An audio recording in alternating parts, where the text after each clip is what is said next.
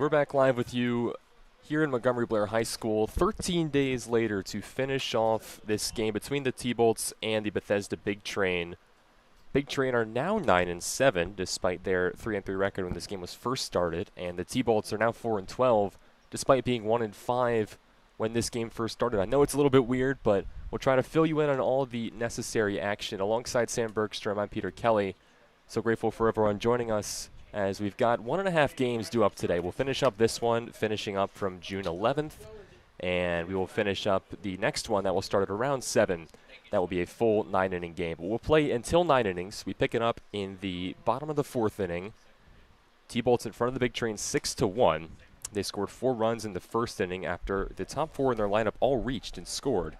And they added on 2 more in the 3rd inning, and that brought us to where we are now. Big Train scored their only run in the top of the 1st. A couple changes in this one. Now on the mound for Bethesda, it is no longer Jordan Capuano, who finished as the pitcher of record in that game. Austin Monahan now takes over. Monahan, one of 3 qualified pitchers in the Ripken League to have a ERA of 0. He has not given up an earned run this season, and he pitched against the T-Bolts in the opener on June 2nd, went 3 scoreless, giving up 4 hits, walking just 1, and striking out 4. Sam, a bit of an unusual situation here, picking up a game that started 11 days ago, back on June 11th. How do you expect the T-Bolts to kind of respond here? Do you think there might be any tired legs? They haven't played since Sunday because of a couple rain cancellations, but what are you looking to see out of the home team here? Yeah, I mean, both teams had their games rained out yesterday. T-Bolts have had 2 days off, so perhaps that's a chance to re-energize and get things going today. However, I think the most important thing for Silver Spring Tacoma tonight is treat this game like it's 0-0.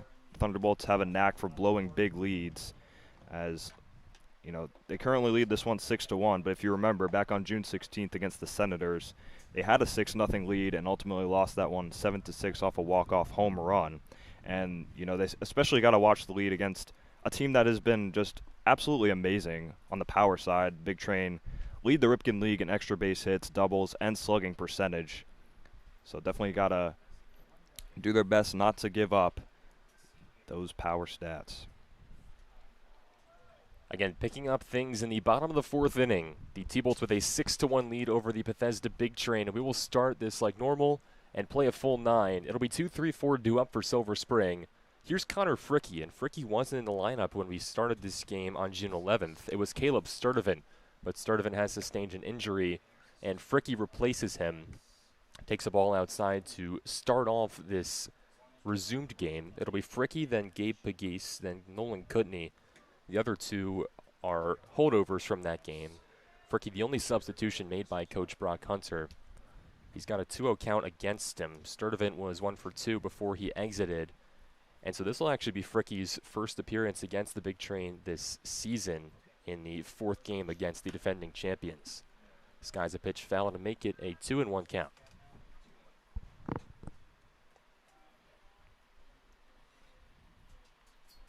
We'll quickly get you the Bethesda defensive alignment. Left to right in the outfield, Cal Johnson, who's new to this game. Will Hack in center and Zach Malvazio in right. In the infield, Logan Panetz over at 3rd. Up the middle, Machado and Bognaris short in 2nd.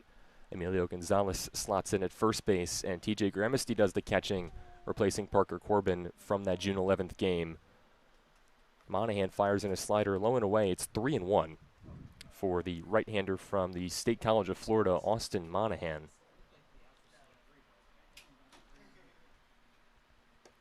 3-1 is outside, and it's a 4-pitch walk to restart this game.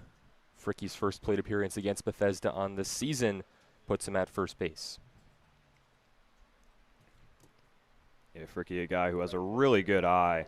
I mean, he's drawn a walk in virtually every game he's played this season. Of course, on Sunday against Olney, did not draw a walk then, but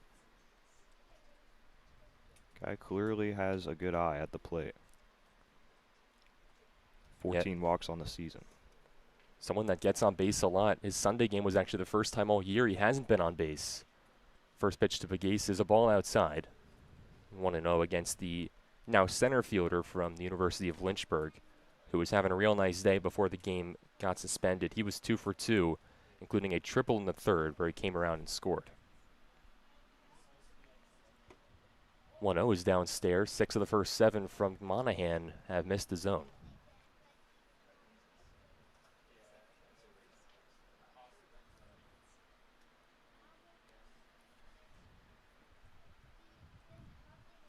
Two-no count. Popped up foul. A bit uncharacteristic for Pegues. He hasn't had a hit since June 20th in their first game of the doubleheader against the Alexandria Aces. But as you said, is 2 for 2 technically today. So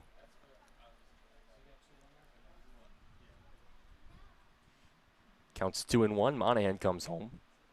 Cutter just catches the zone on the outer third. Count evens up at 2-2. Yeah, Gabe in a bit of a cold stretch. He's just 2 for his last 17 after his 3-hit day against DC on June 18th. That's including 5 strikeouts and hasn't drawn any walks. Well, trying to pick up where he left off in this one. He sends one in the air out towards center field, and it drops in softly. Fricky takes a turn. He wants 3. Throw in by Hack will be cut off, and it's first and third. Nobody out here in the 4th. Gabe now 3 for 3 in this contest. a really nice job by Pegues, squaring up that fastball and just looping it the opposite way to right field. And now runners on the corners for Kutney. Second baseman Nolan Kutney. Nolan Kutney comes up. He will play second base when the T-Bolts take the field for the first time this season. He started off the game at first base, but because Fricky needed to come in for Sturdivant, Coach Brock Hunter taps upon Kutney to play second base. Played there a bit last year, as well as some third base, first base, and the outfield. Skies a pitch foul on the left side, gets into the Big Train bullpen for strike 1. Kutney was also having a nice night on June 11th when this game started. He's 1 for 1 with a walk. He scored 2 runs. Big reason why the T-Bolts lead at 6-1 in this resumed game. Pegues goes, throw down is way late by Gramesty. Fricky may have had a chance to go home there, but the exchange and throw down was so quick by TJ that I think Connor, if he didn't go right away, would not have had a chance. Yeah, Pegues looking like a Porsche there, going about 100 miles per hour on the base paths.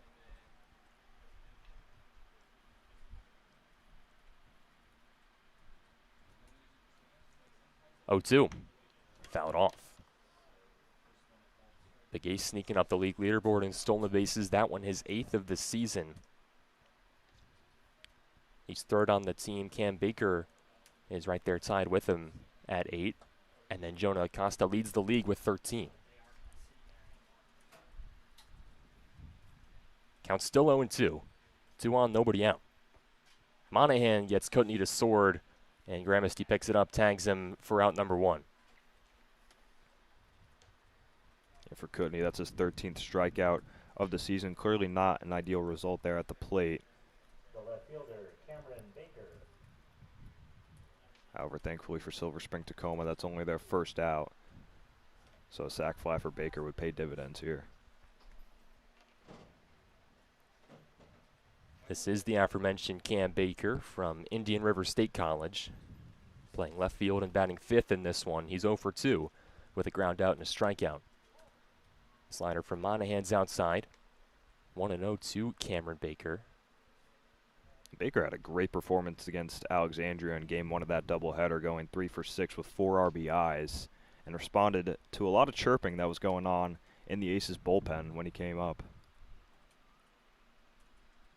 Big reason why Silver Spring was able to come back in that one, down 8-4 in the final inning, and ended up winning it 19-8 after a 14-run explosion. Counts 2-0 against Baker.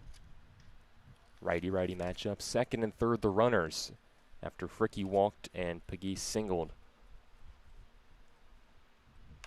Pitch is popped up. Right side of the infield, Emilio Gonzalez on the foul line. Shields the sun and gloves it. 2 gone here in the 4th. And the Triple Crown winner showing off the leather there at first. We always praise him for his offensive prowess. However, he also's got a real nice glove over there at first base. Here's Griffin Puval, the 6-hitter. DH is 1 for 2 in this one with a double in the 3rd.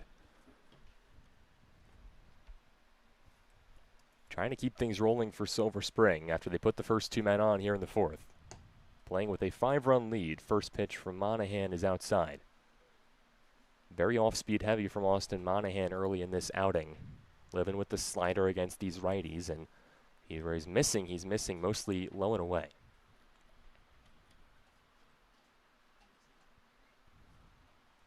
Counts 1-0. Monahan gets Puval to swing and miss. Puval, who was the hero on June 17th against the Giants, drew the game-winning walk. Since then, in his last 4 games, has only been 2 for 9 with 2 walks. Looking to get on base here for the T-Bolts. Count 1-1.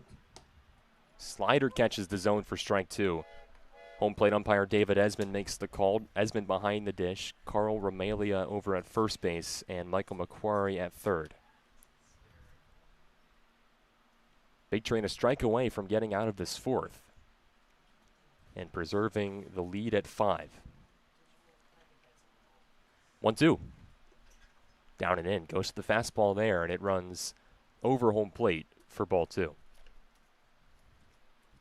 A nice block there by Gramsty. I think if that ball got away, there's a good chance that Fricky makes a break for home. But instead, the count remains 2-2.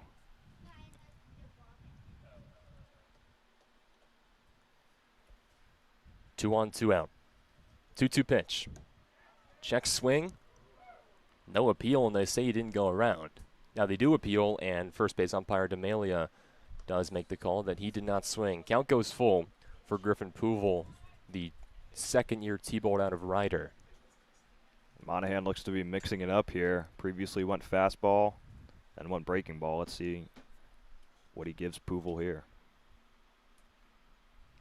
Full count, 2 outs, base open at first. Monahan comes home, goes to the slider, and it's a called strike 3.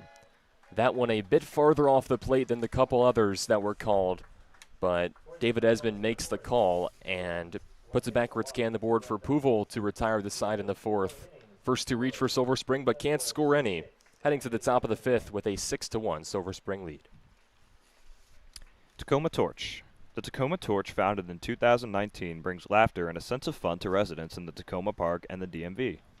The Tacoma Torch features satirical articles about the region that those who with a sense of humor can appreciate.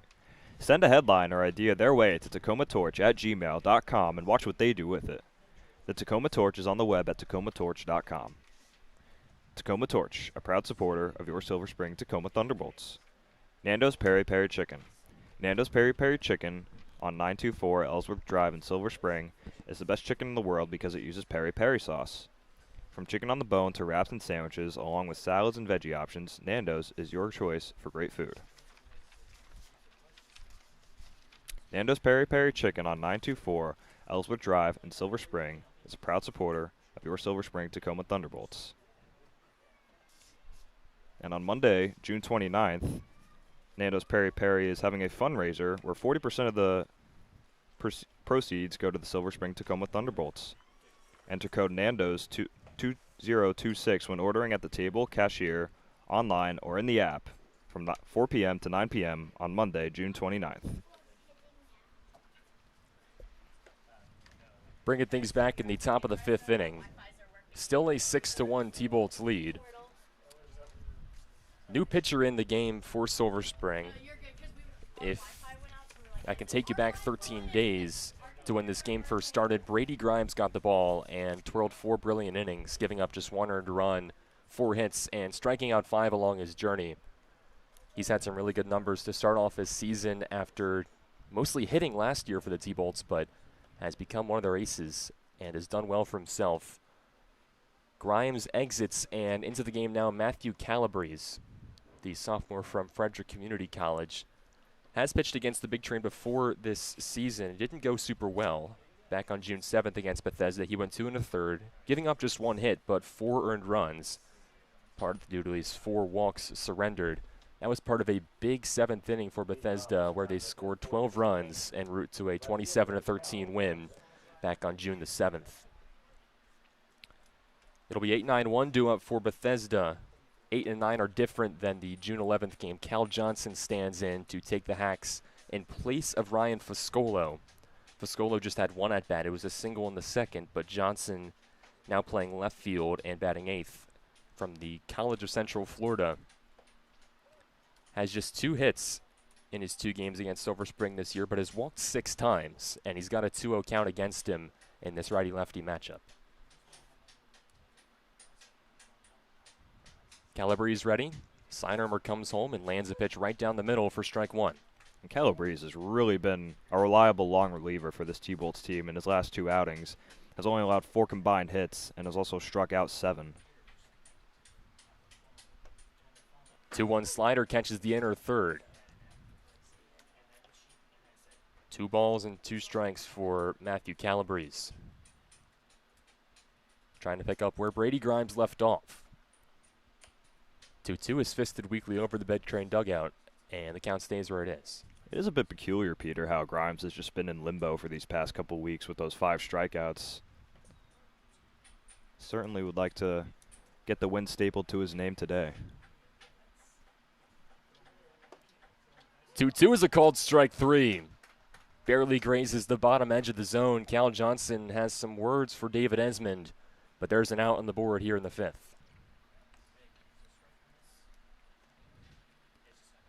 Calabrese with that signature sidearm delivery, able to just clip the bottom of the zone.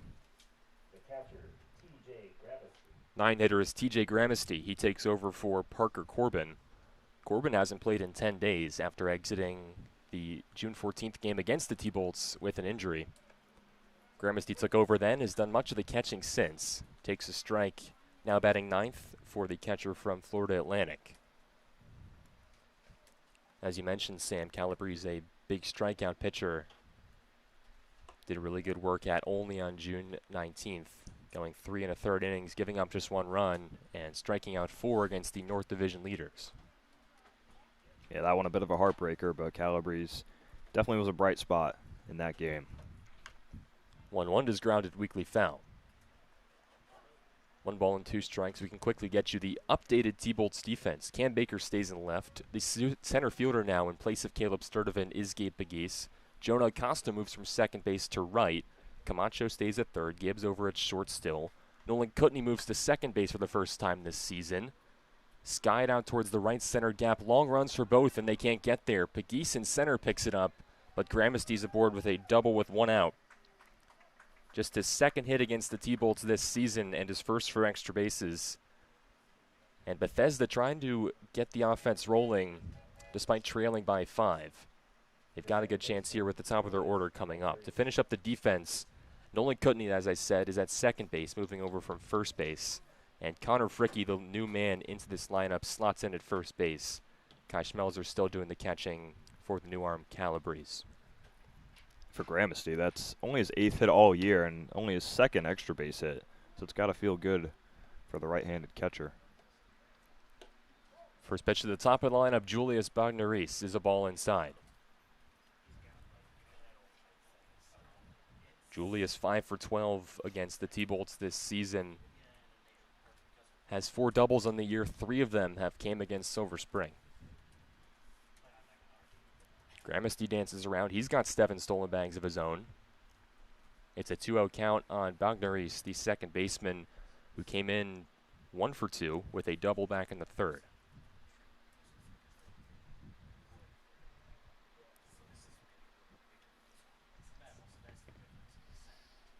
To a pitch. Taken route all the way, and it lands in the zone. Bagneris, perhaps the most flashy player on this Big Train squad. Always a threat to steal second once he gets on base, so definitely got to neutralize him here at the plate to prevent that. Count 2-1 against the second baseman from George Mason. Calabrese long hold deals. Through the left side, no one was there because of the infield arrangement. Gramesty's going to be waved around, and the slow grass kills the baseball, making it 6-2 Bethesda. Thrown away momentarily, and Bagneris is going to take advantage. Just something you can't really do against a team as good as Bethesda. That error, the 47th of the year for Silver Spring, and their 15th against the Big Train in just 3.5 games.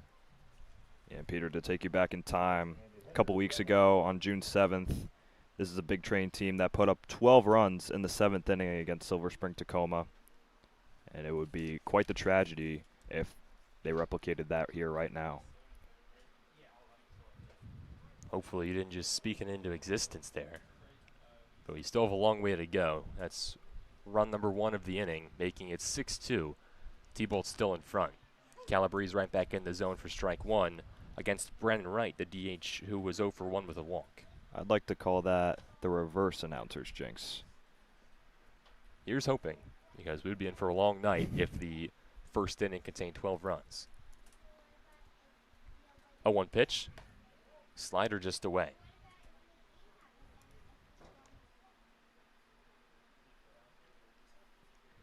Bogneris likes to steal. He's got 7 stolen bags. He's got a neon green sliding mitt on his right hand. Gibbs the closest to holding him on. Calabrese home. Sky down towards left field. Baker over. He calls for it and he makes the grab, ranging in the gap. Bogneris doesn't go anywhere, and there's 2 gone.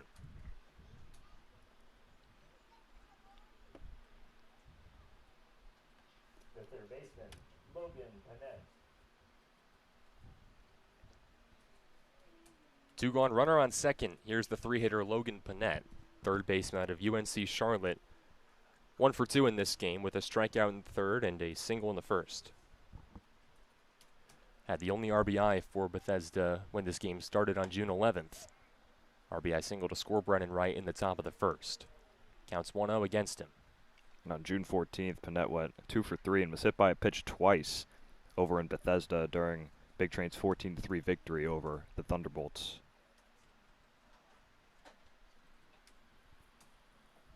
One 0 count, Bogneris goes, slider away, and there's no play at third. It was going to be a hard task to nail Bogneris at third base regardless, but especially on a slider from Calabrese, who's a little bit slow to the plate. Not really a play there for Schmelzer. Base runners now 19 for 20 against Kai this season. Called strike 1. Count is 2 balls and 1 strike against Panett. Yeah, Schmelzer had a cannon of an arm in high school. However, in the Ripken League, it seems as if stolen base percentage is quite high this summer. 2-1 pitch. Swing and a miss. Yeah, a lot of teams in this league that love to run, to put it lightly. Bethesda certainly no exception. Big Train towards the bottom, but it's a stacked up field. 47 stolen bags for the Big Train. Foul tip by Panett. Count stays 2-2.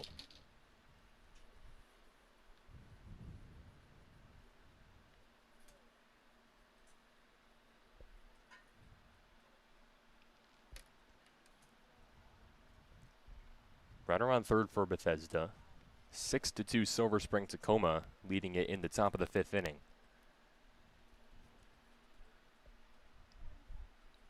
T-Bolts had all the momentum in that game.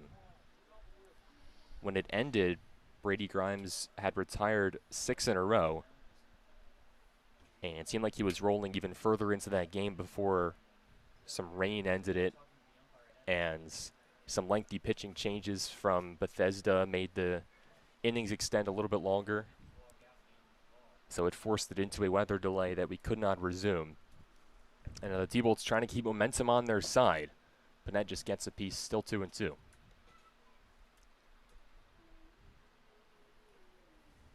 Yeah, Panett, definitely one of the scrappiest hitters on this team. As you're seeing right now, refuses to go down with the 2-2 count. 2-2 pitch. Pops him up. Third baseman Camacho over. Behind the bag in foul ground. Ranging back, and it's off his glove. A lifeline for the Big Train. Their 5th inning stays afloat off of a drop pop-up by Sam Camacho. Won't be an error because it's in foul ground, but it would have ended the inning, and instead keeps Logan Panett alive. Very dangerous middle of this Big Train order that gets another chance here. It definitely won't go down as an error. However, it will tank the Thunderbolts' fielding percentage. They are dead last in the league with only a .917 fielding percentage this season. Just another strike in the at-bat. Another 2-2 is fouled off again.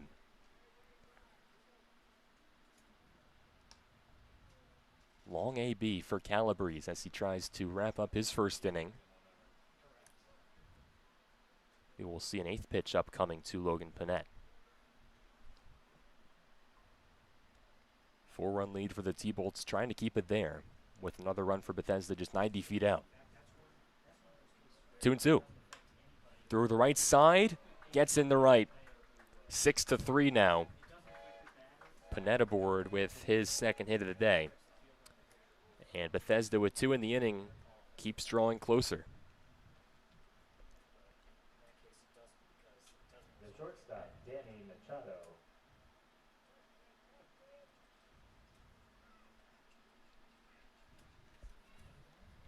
Calabrese is going to look to finish up this inning with efficiency and not let that drop pop up by Camacho cost them too much. First pitch gets Machado to swing and miss. This is Daniel Machado, the shortstop from Florida Atlantic. He is 1 for 2 on the day with an infield single in the first inning.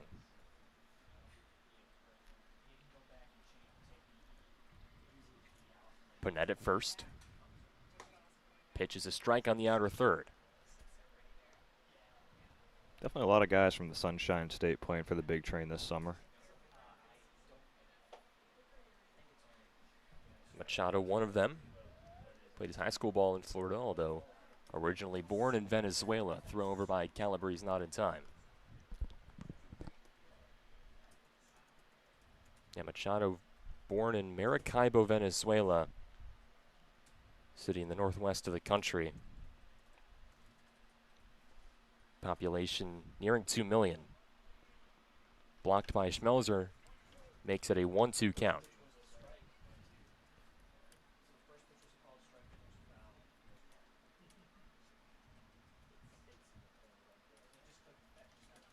Calabrese trying to sit down the big train with a power threat looming on deck. Emilio Gonzalez, reigning league player of the year. Runner goes, pitches just outside. Schmelzer elected not to throw and instead try his best with the frame. But the home plate crew chief, David Esmond, says no thank you. Another swipe in the inning for Bethesda, their second. Calabrese gives Panett a look. Got him hanging, but no one was covering the base. Could have had a chance to get himself out of the inning. A really beautiful pickoff maneuver there by Calabrese. Even had me fooled, but as you said, Gibbs not covering the bag, perhaps not expecting it. 2-2 again. Slider just away. If you remember, the second strike of this at-bat was a very similar pitch. That one just misses the right side of the zone.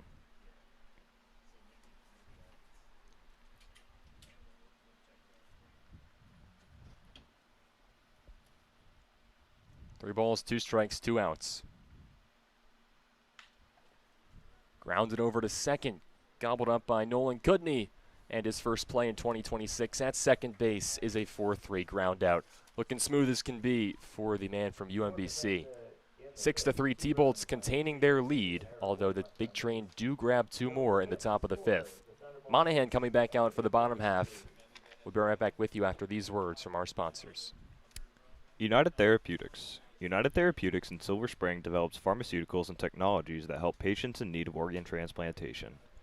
United Therapeutics is guided by the principles of always striving to do the right thing and relentlessly pushing to always do better. As a result, the company was included among America's best companies by Forbes magazine.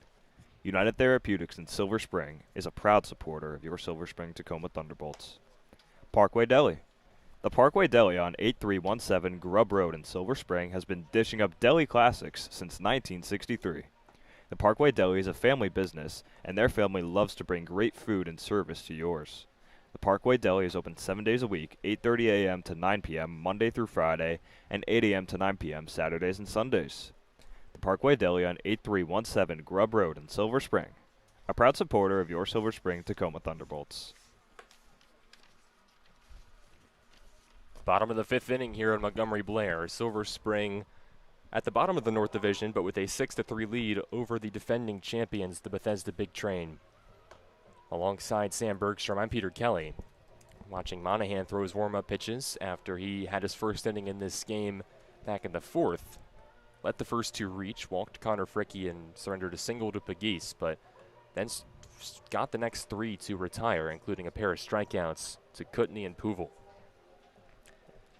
Bottom of the T-Bolts lineup, Colin Gibbs, Sam Camacho, Kai Schmelzer.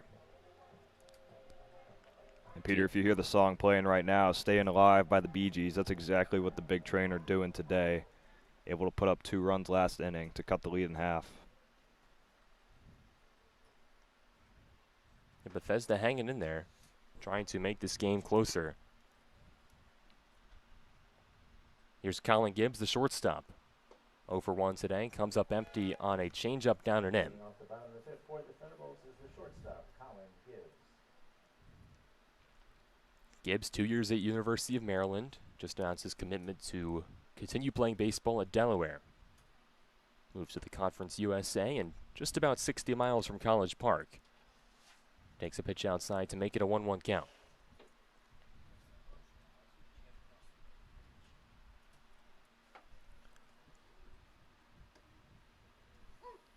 1-1 catches the zone from Monahan, counts 1-2. And I'm sure the Blue Hens are grateful to have him. Gibbs, Gold Glove caliber shortstop. 1-2 fastballs outside.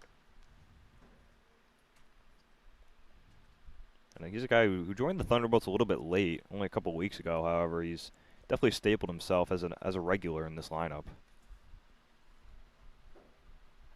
2-2. Outside ball 3. Yeah, Gibbs has become a mainstay at shortstop. A couple of injuries in front of him enabled Brock Hunter to invite Gibbs to this team. And since he arrived, Collins batting .375. OPS over 900. 3-2 pitch hits him on the elbow. They actually called it strike 3. They said that Colin Gibbs leaned into it. I mean, I guess you can, in theory, make that argument, but it's a 3-2 pitch. He's on base anyway because it's high and in. Why would he lean into it? Coach Brock Hunter is going to say, we're not having this nonsense. Colin, go to first. And so the umpire crew will talk it over. David Esmond made the call. Third base umpire Michael McQuarrie and first base umpire Carl Romelia coming to talk things over. I mean, just in the situation, it doesn't benefit him to lean into it. It's a 3-ball count, and the pitch is high and in anyway. Yeah, you're absolutely right, Peter. I think the umpires are going to have a productive conversation here to see perhaps if they can reverse this call because, like you said, it really didn't look like he leaned into it, but they are going to call him out. They're going to call him out. I mean, if he did, then he did. He is up on the very edge of that batter's box, but you just really got to think about the spirit here. There's obviously not any ill intent there from Gibbs, not trying to cheat the game at all, just trying to get on base, and it would have been ball 4 anyway. But instead, a tough break for the T-Bolts to start out this bottom of the 5th. An unconventional first out means that Monahan has now retired 4 in a row, striking out 3, because I guess that's going to go down as a strikeout in the book. Sam Camacho hits now. The 8-hitter was 0 for 1 in this game before it ended, and has now resumed, still playing third base. Base is empty, 1 out. Camacho swings and misses. Head coach Brock Hunter, who was ejected a couple games ago at Olney, clearly disagrees with that call, but was not about to get in the umpire's face there. It would be a long night for Coach Hunter if he was ejected in this game because it's the same umpire crew in the nightcap and just don't want to have those tensions boil over. Counts 0-2 against Sam. Pitch from Monahan, not close. With that strikeout, and it came in a bit of a weird way, but it is an out for Monahan, who is now through 11 innings of work on this season. That is a big number considering he is still yet to allow an earned run. Only 3 pitchers on the year have yet to allow an earned run that are qualified, which means they have pitched half an inning per team game. It's actually only 2, Monahan and Logan Hartman from the only Crop Dusters, but Hartman only with 10 innings. So Monahan now stands alone atop the league, if you're going to do it that way, in his ERA ranking. T-Bolt's looking to change that, though. The one pitch to Camacho is popped up. Count stays where it is at 1 ball and 2 strikes. If you remember Sunday against Olney, Camacho hit a really high fly ball to left center field, but it just died at the track. That shows just how limited these batters can be with these wooden bats rather than aluminum. Pitch outside to make it 2-2. Yeah, a couple fly balls from Camacho that gave the Crop Dusters a scare. One of them much closer, and left fielder Melton had to glove it at the wall. 2-2 is ripped out that way, but it's going to hook foul.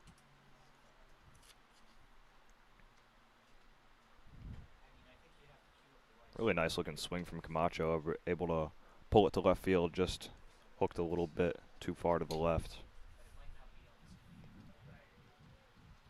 1 gone, nobody on. 2-2. Back up the middle and a base hit.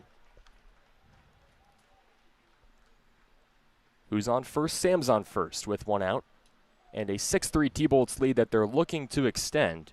Kai Schmelzer coming up. The 9-hitter has just 1 hit in recorded games this year, but has another, and it's in this game that is not yet in the books. It was a single in the 3rd inning. And he'll try to keep that train rolling against the big train.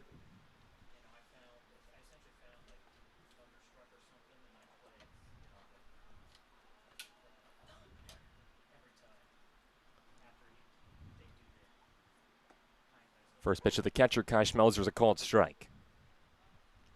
Kai just graduated high school, played 3 years, at Thomas S. Wooten up in Rockville before foregoing his senior year and heading early to Gulf Coast State, an elite junior college in Florida.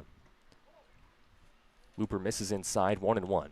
And after his commitment, Schmelzer said that it was the biggest and hardest decision he's ever had to make in his life, but clearly wants to take that next step in his baseball career. 1-1 from Monahan. Slider outside.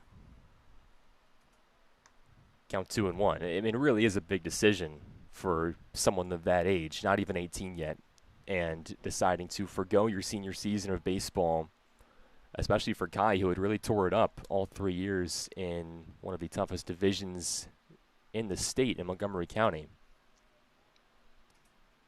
But he did make that decision, and in the long run, it does benefit those people to get that experience earlier on. And so now when he gets in officially with Gulf Coast State, he can be more ready to contribute, having trained with them a little bit more. Always beneficial to get your foot in the door earlier in those scenarios. 3-1. Foul tip into the mitt. Schmelzer attended the same high school as Josh Erd at Wooten. Batted .508 with 770 slugging and 13 assists in his junior year.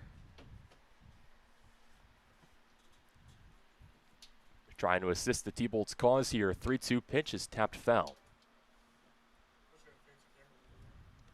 Kind of swing you need on a 3-2. Long enough to be able to reach the slider diving away from him, but short enough to not miss it completely.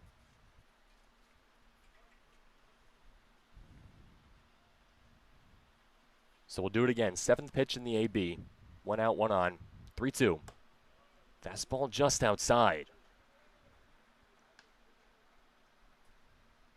Schmelzer works a lengthy walk and puts 2 aboard with the top of the lineup coming up. And Jonah Acosta, who will hit for the 4th time in this game, but the 1st time today, if that makes any sense.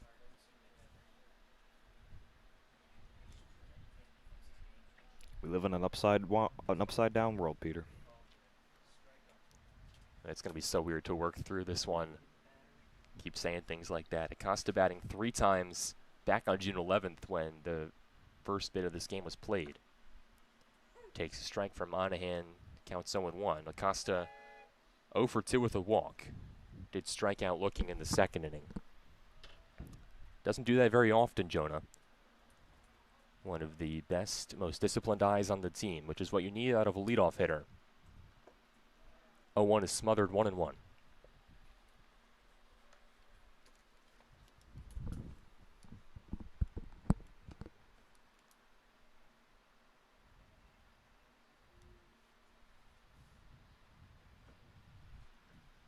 Acosta up in Silver Spring after playing most of his ball in his career down in Florida. Played at University of North Florida. Pitches rope just foul 1-2. Part of a North Florida Ospreys team that was the top seed in the A-Sun. But they went 2 and out in their conference tournament, yielding to the eventual champions, the Lipscomb Bison, who got into the Starkville Regional before being eliminated at the home of the Mississippi State Bulldogs. Acosta got some good run this past season, played in 23 games, but did struggle a bit at the plate. Made a nice impact up the middle as a defensive-minded infielder.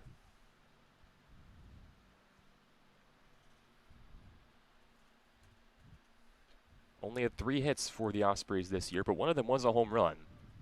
Still looking for his first of the Ripken League season. Only 1 extra base hit for him, and that was a double back on June 2nd against the Big Train.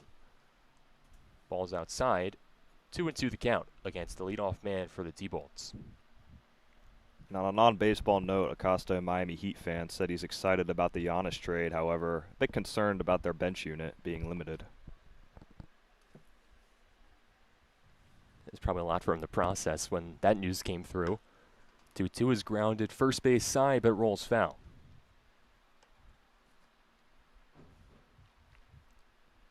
This is also a guy who lives very close to Lone Depot Park in Miami. Actually played there during a game at Miami Killen.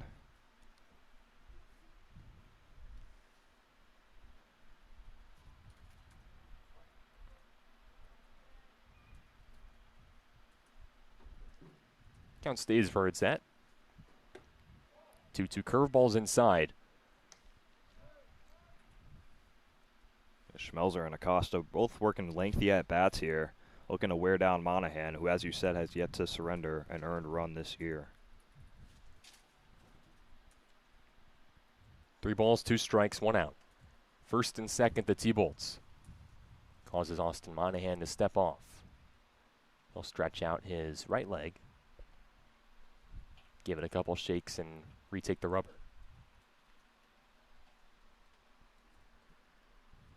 Neither runner aboard the biggest speed threat. 3-2 over to second. Wagner, he's on a couple hops, wants the double play, goes to short for 1, but it's not in time at first. So Bethesda gets 1 out, retiring Kai Schmelzer via the 4-6 force out. Well, 1 out was a guarantee there. And I have to imagine with Acosta at first base, he's probably just going to steal second here anyway. But now Bethesda's going to come out. They will have something to say here about some interference or something probably. But there's, again, similar to the call earlier in this inning where Gibbs, quote-unquote, leaned into the 3-2 pitch that would have put him on base anyway with a walk. In this scenario, it just wasn't going to happen that they were going to turn 2. Big Train are going to search a bit for the bailout here. They now talk things over with the pitcher, Austin Monahan. Hopefully everything's okay with Monahan. We saw him shaking off that right leg a bit. It's going to bring out a trainer. Yeah, perhaps maybe some cramps going on here for Monahan. I wouldn't know. I didn't play baseball, but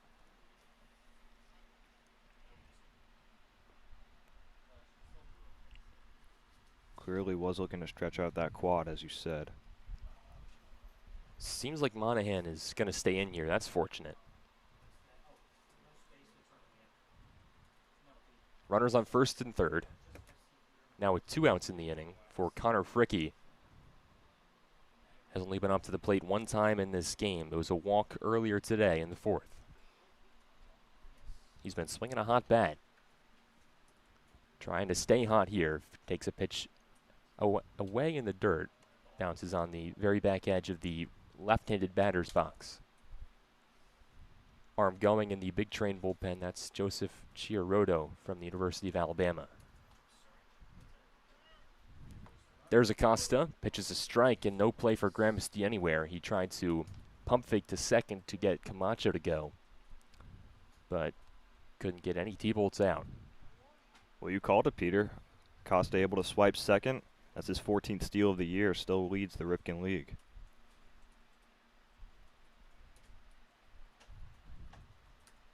Fricky trying to bring home a couple Miami men. Camacho and Acosta out there for him. He pops it up foul, making it the count 1-2. Second straight inning where the T-Bolts have had multiple men on. Trying to capitalize here and score their first run today after 6 back on June 11th. 1-2 pitch. Slider just away.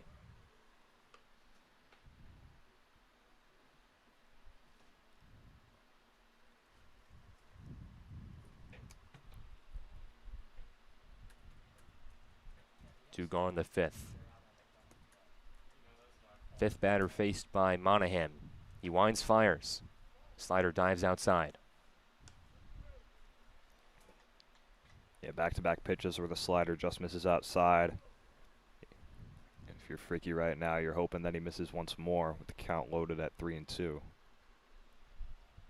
Fricky has walked a team-leading 15 times this season. 3-2 windup. Ball 4 downstairs. Now 16 walks for Connor Fricky. Loads the bases for the ever-dangerous Gabriel Pugliese. So Monahan misses to the right side of the zone with 2 pitches. Brings it a little bit more central, but still misses downstairs. And now the bases are loaded for Pugliese.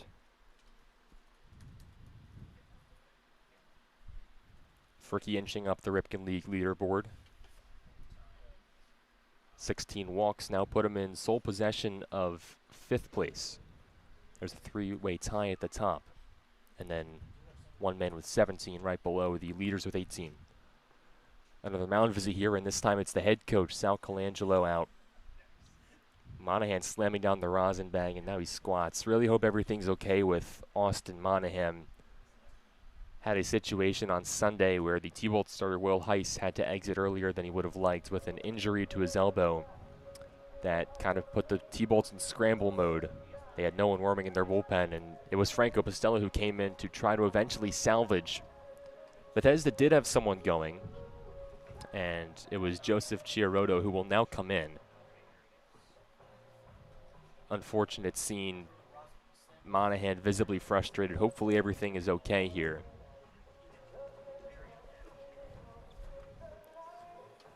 So Chiarodo will come in trying to keep the longest 0 ERA streak in the Ripken League alive.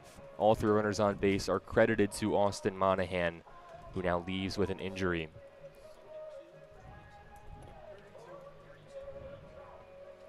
Yeah, Monahan had the fastball and the slider working these past couple innings. However, as we saw last at-bat, missed with the slider 3 times and put himself in a bases-loaded situation.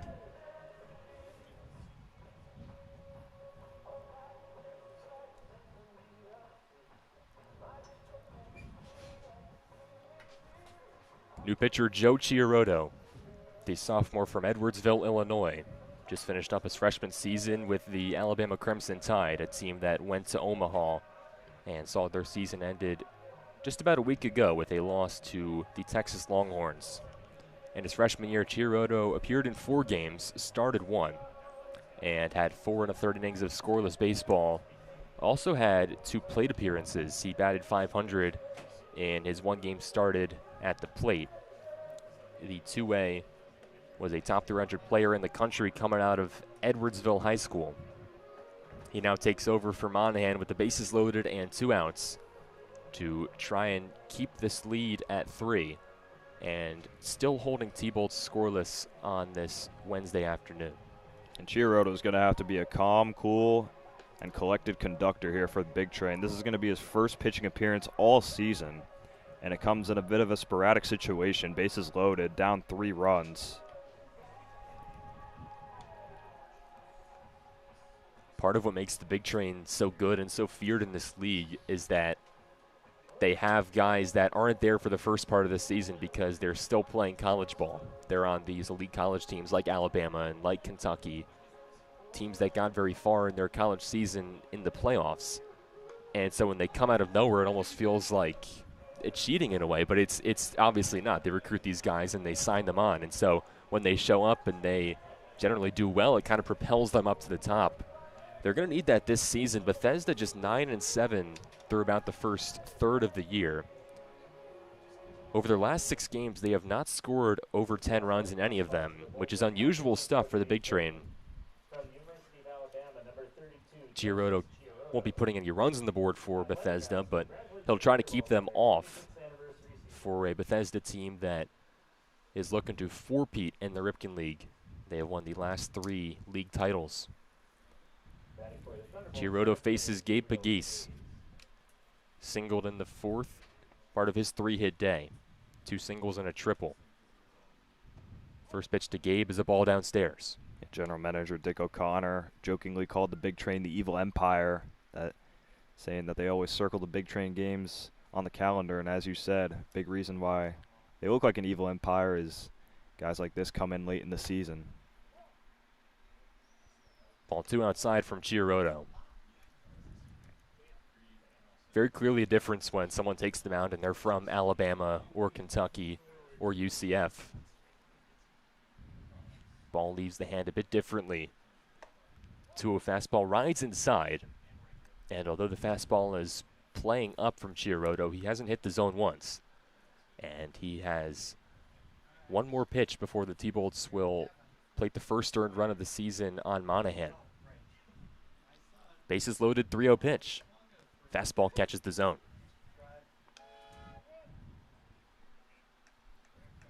Girodo pumping 93 miles per hour on that pitch. Clearly has a cannon of an arm.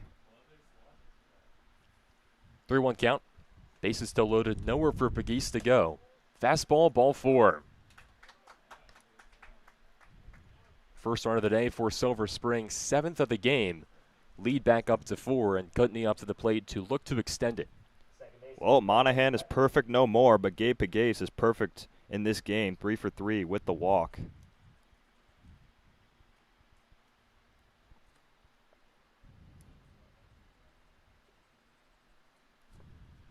First pitch to the righty, Kutney is swung on and missed. It's a tough situation for Austin, watching his first earned run come across.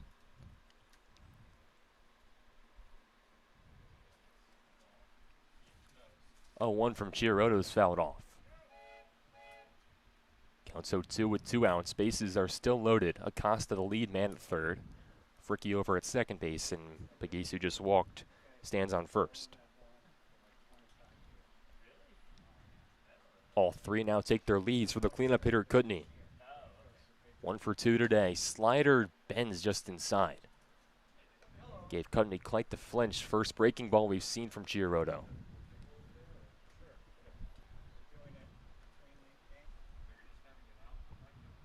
One ball, 2 strikes. Pitch home is fouled off.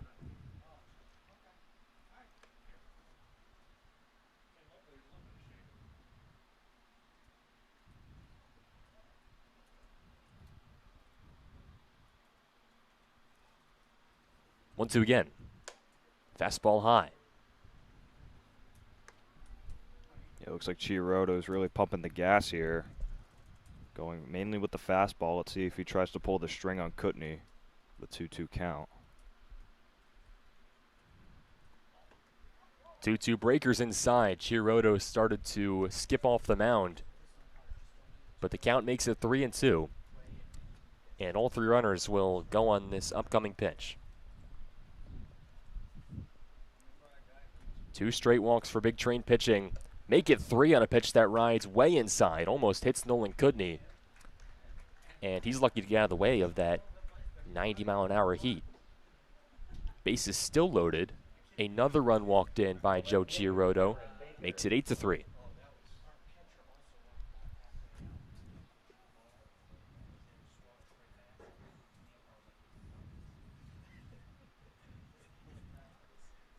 Here's Cam Baker, 0 for 3 day for him. Fouled out to the first baseman Gonzalez in the 4th inning. Swings and misses at strike 1.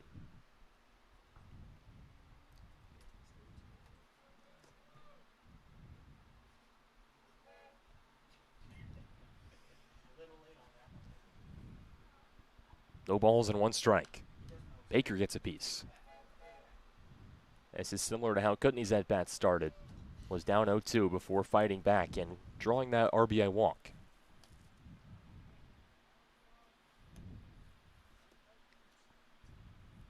Two home in the T-Bolts 5th, responding to Bethesda's 2 in the top half. 0-2 is skied out towards right field, gets foul.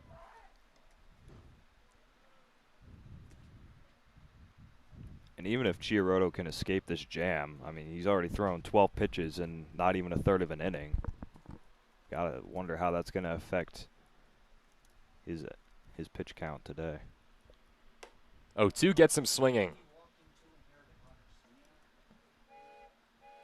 T-Bolts are retired in the 5th, but they scored 2 runs on a slow trip around the bases for Sam Camacho and Jonah Acosta, both scoring via some walks. 8-3, T-Bolts lead the Big Train through 5, heading to the top of the 6th here at Blair. Silver Spring Jewelers. Silver Spring Jewelry is the Washington area's only complete jewelry store with a staff of 13 jewelry associates and 8 goldsmiths. Now in 3 locations in Tacoma Park, White Oak, and Silver Spring. Family owned and operated since 1971, specializing in diamonds, custom engagement rings, repairs, engraving, and cash for gold. Go to silverspringjewelers.com for more information. Silver Spring Jewelry, a proud supporter of your Silver Spring Tacoma Thunderbolts. Sky Point Federal Credit Union. Sky Point Federal Credit Union. They make banking simple. Sky Point believes banking should be easy to understand, personalized, and focused on making the community a better place. Whether opening your first account or planning your future, Sky Point has the financial tools to help you hit it out of the park. Sky Point Federal Credit Union. They make banking simple. Visit Sky Point's branch in Silver Spring. More at skypointfcu.com. Federally insured by NCUA and an equal housing lender.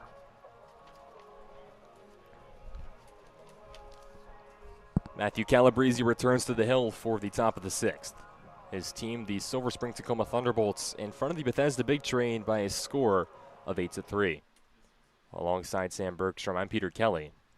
It'll be 5, 6, 7 due up for Bethesda. Emilio Gonzalez, Will Hack, and Zachary Malvazio. First time for Gonzalez today. He's 0 for 2 in this game. Takes a strike right down Broadway. He struck out in this game earlier in the 1st inning.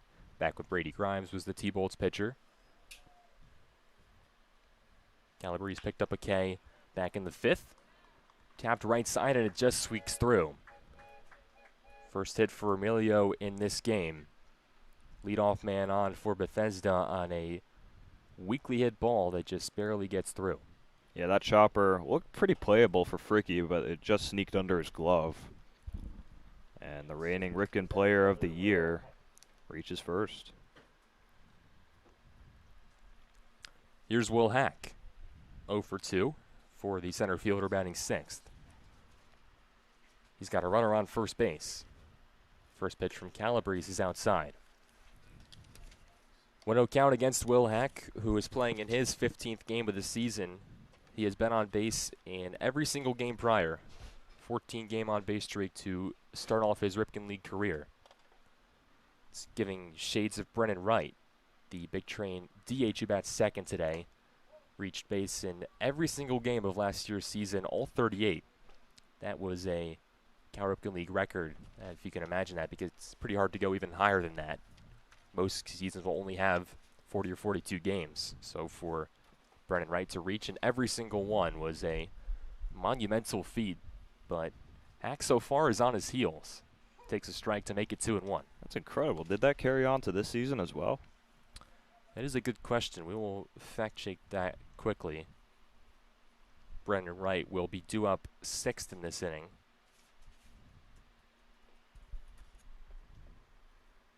It looks like it was snapped on June 17th. Wow. Against the only crop dusters for Brennan Wright. Swing and miss from Hack makes it 2-2. So adding on to the 38 from last year, you can make that a 45-game on-base streak for Brennan Wright that was snapped just 1 week ago. And he has then reached base in the last 3 games. That's pretty remarkable. It sure is. 2-2, a called strike 3. Throw down, Gonzalez is in safely. Hack not a fan, and the home plate umpire David Esmond has been extending that outer third of the zone. That one looked like the most outside pitch of them all, but Calabrese gets the call, and it's a much appreciated strikeout, his second of the day. Makes it 1 out here in the 6th inning. Gonzalez does get to second base on the straight steal. First pitch, Malvasio takes low.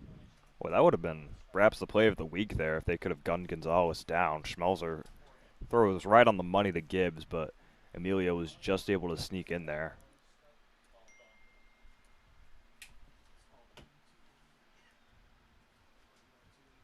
One-zero pitch. Slider lands in for strike 1.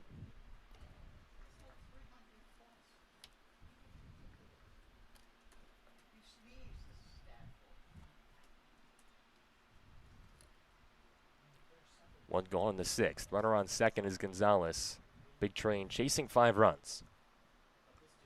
Familiar territory, though, especially against the T-Bolts. We've seen them come down 5 a couple times against Silver Spring this season. We've also seen them blow big leads. Back in the June 7th game, Bethesda was up 10-4 before surrendering a 9-run inning to Silver Spring. A 13-10 lead that the T-Bolts would eventually lose after giving up a 12-run inning of their own. Sky deep by Malvasio gets out of play. That one was absolutely crushed. I didn't give it enough credit when it left the bat, but it would have sailed way out of here and likely onto the firehouse roof if it was fair. 4 home runs in the season for Zach Malvasio, the right fielder from UCF.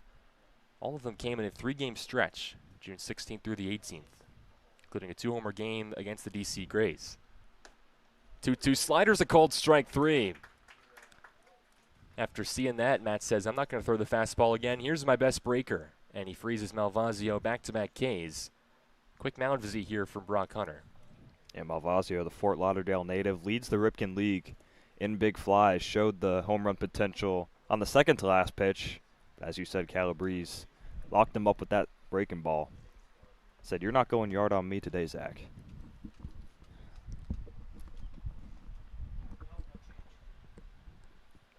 Quick conversation and nothing more as Calabrese gets ready to face Cal Johnson, who he struck out looking in the 5th to start off his day. 3 strikeouts for Matt today. That's his 3rd straight outing with 3 strikeouts, and all 3 on the evening have been looking. First pitch, Johnson takes a strike.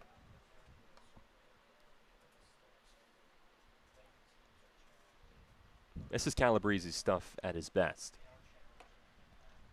Gets a lot of pitches around the zone, but a lot of strikes looking. And has limited the hard contact in this one.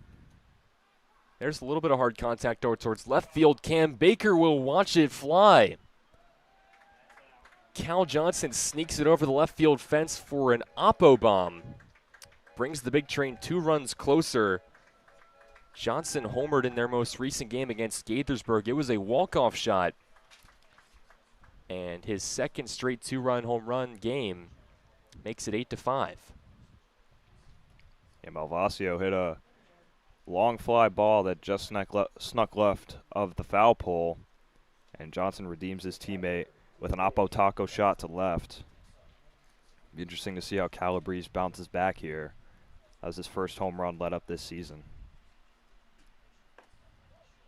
First pitch to Gramisty's a ball. I mean, that one, it barely got out of here. Baker got a little bit turned around in left field. Maybe he would have had a play at it if he got to the fence with enough recognition. May have had a chance to rob it, but it did not land very far beyond the left field fence. There is now a slow breeze that's blowing straight out to left field. Could have aided that. But nevertheless, it's a home run for Cal Johnson, his third of the season. And as mentioned, his second in as many games, homered on June 21st. 2-0 is a strike to Gramesty.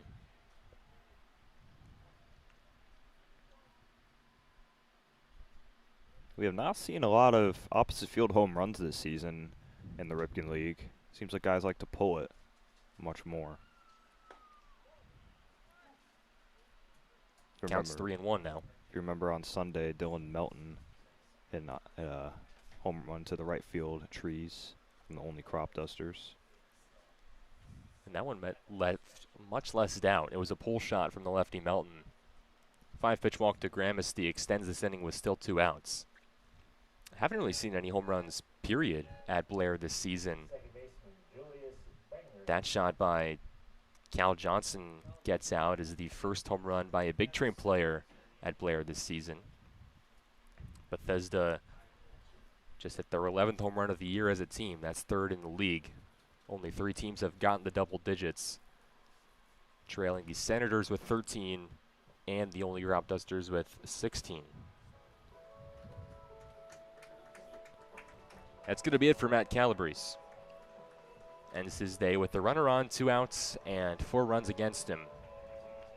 Almost identical to his line against the Big Train back on June the 7th, excuse me. Went 2 1/3 in that game. Gave up 4 earned runs.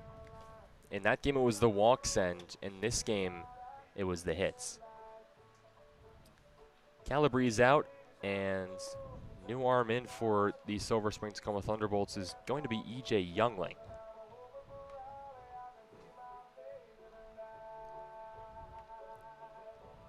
Yeah, Youngling made the start in Game 2 of the doubleheader with Alexandria. Had a pretty good outing.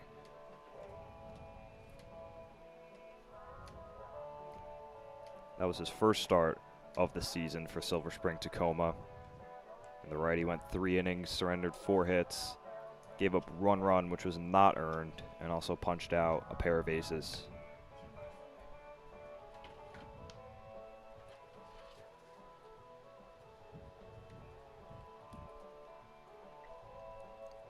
Now he's back to his regular reliever duties here on this Wednesday night.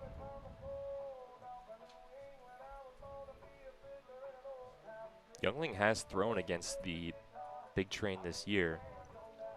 Back on June 2nd, he went an inning and 2/3, giving up 5 runs, just 1 of them earned, though. A game where Silver Spring Tacoma made 6 errors that helped Bethesda come back from down 5 to sneak out a walk-off in the home opener. That is the only time that Youngling has thrown this year against the Bethesda Big Train. And EJ came into the summer as one of 3 Moravian Greyhounds, him and along with Jack Capo and David Vazzo, but both of those guys lost to the season to injury. So EJ remains the lone Moravian Greyhound on the Silver Spring Tacoma Thunderbolts team.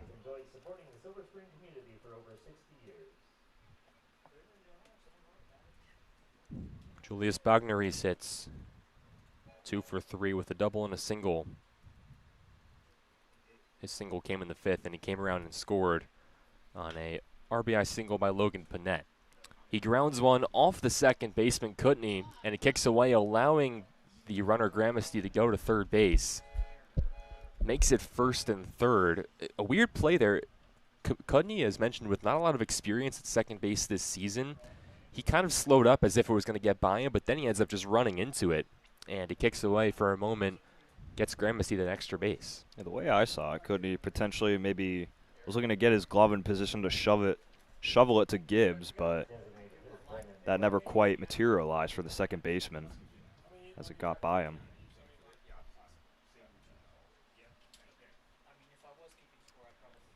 So now with 1st and 3rd, Brennan Wright to the plate. Throw down to second base. Bogneris is safe. Pitch was a ball high to Brennan Wright. Interesting decision there from Bogneris not to slide there. Seemed pretty confident in his speed to just stand up and just barely beat the throw out.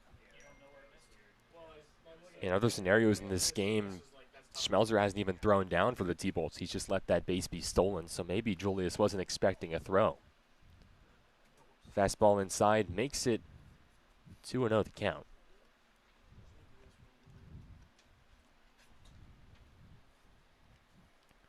The left-handed hitting DH Brennan Wright bats second from the University of South Alabama. Count 3-0 from Youngling. And EJ has been in these situations a couple times now where he's been inserted with 2 outs in an inning. I'd say he's done a fairly good job. He's only allowed 3 earned runs all season, 1 in each of his 3 appearances. 3-0 pitch. Catches the zone for strike 1.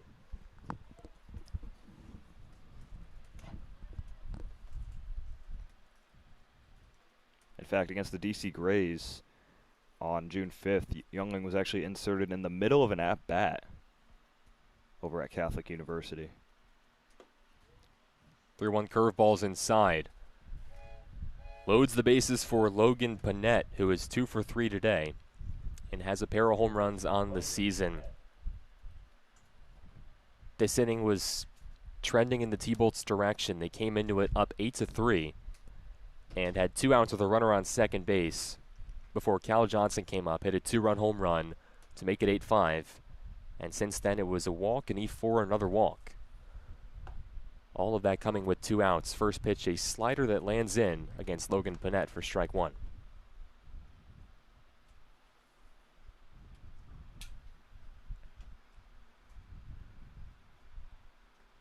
We've seen so many innings become a cascade between these two teams. Youngling trying to limit the damage here, coming in, relieving Calabrese. 1 ball and 1 strike against Panett. Panett, if you remember the last time up, was the beneficiary of a dropped foul ball and then was able to slap a hit the other way. That eventually brought home a run as Panett singled and scored Bognaris. Called strike to make it 1-2. Seeming to be universal confusion from both teams on how that outer third of the zone is being called. 2 outs, bases loaded. T-Bolts clinging to a 3-run lead. Panett taps left side over Camacho and into left field. 1 run in. Here comes a second. Gibbs' throw is on a line. The play at the plate. He's out. That's why you got Colin Gibbs out there. Gold glove level shortstop. And makes an incredible throw from deep left field to gun down Bognaris at the plate. One of the fastest runners in the league. For Bethesda in the 6th, 3 runs on 3 hits, 2 walks, an error. It ends the inning for Bethesda. They do get 1 more on that play, making it 8-6. But thanks to Colin Gibbs, the damage is much limited. Heading to the bottom of the 6th. T-Bolts up by 2 and trying to extend things. Ben Norkin Architecture. Ben Norkin of Ben Norkin Architecture at 7204 Trescott Avenue in Tacoma Park, Maryland, helps people turn their dreams into their new forever home. Whether it's renovation, addition, or a new home, Ben will assist you in picking colors and finishes. He'll explain building codes, zoning requirements, and materials that stress energy efficiency. Ben Norkin of Ben Norkin Architecture at 7204 Trescott Ave in Tacoma Park, Maryland. A proud supporter of your Silver Spring Tacoma Thunderbolts. AFI Silver Theater. The AFI Silver Theater and Cultural Center in downtown Silver Spring presents the best in American and world cinema. They show classic American mysteries from the black and white era as well as the most modern digital content from around the world. The AFI Silver Theater also features filmmaker interviews, panel discussions, musical performances, and more. The AFI Silver Theater at 8633 Colesville Road in Silver Spring is a proud supporter of your Silver Spring Tacoma Thunderbolts.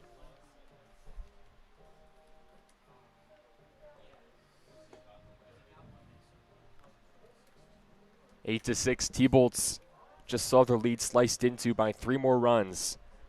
Bethesda brings in 3 on 3 hits, leaving 2 on base, and are benefited by 1 error in the inning, a grounder That was misplayed by Kutney at second base. 2 errors in the game for the T-Bolts, both of them since the restart. 8-6 lead for Silver Spring. Holding on against Bethesda. Since it started today, the Big Train have outscored the T-Bolts 5-2. But the game didn't start today. It started on June 11th, and so that is the reason for the score. Pouvel squares, pulls back, takes a strike. Suppose we're living a bit in the Silver Spring Tacoma Twilight Zone today.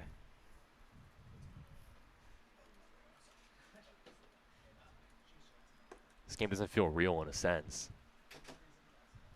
Ball outside to Pouvel, it's 1-1. It's like it almost slips your memory.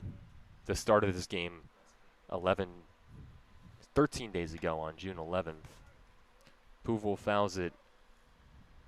Count is 1 ball and 2 strikes against Griffin Pouvel. He's 1 for 3 today with a double in the third.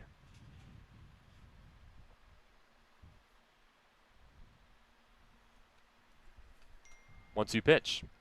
Swing and a miss.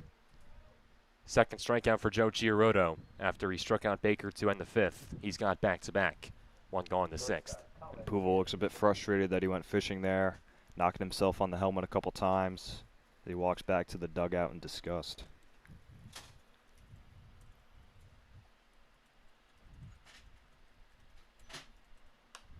First pitch to Colin Gibbs, who made a nice play to end the 5th inning, is a foul ball.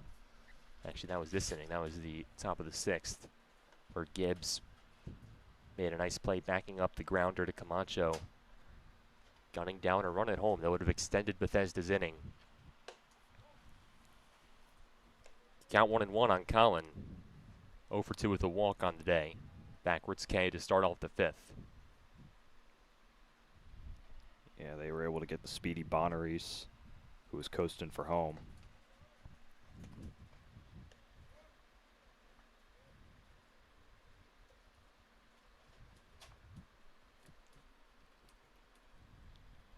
Two balls and 1 strike for Colin Gibbs, hitting .375 on this season. Count 3-1 against him. That backwards K in the 5th was a really weird play. Home plate umpire David Esmond said that he leaned into what would have been ball 4. So it was ruled a strikeout. Gibbs elevates it center field, hack over, but he parks in the gap and reaches up for the second out. Third baseman Samuel Camacho Jr. Sends up Sam Camacho with 2 on, nobody out. Camacho definitely has Gibbs to thank for that miraculous assist, as he was not able to field the ball, but was backed up by the shortstop.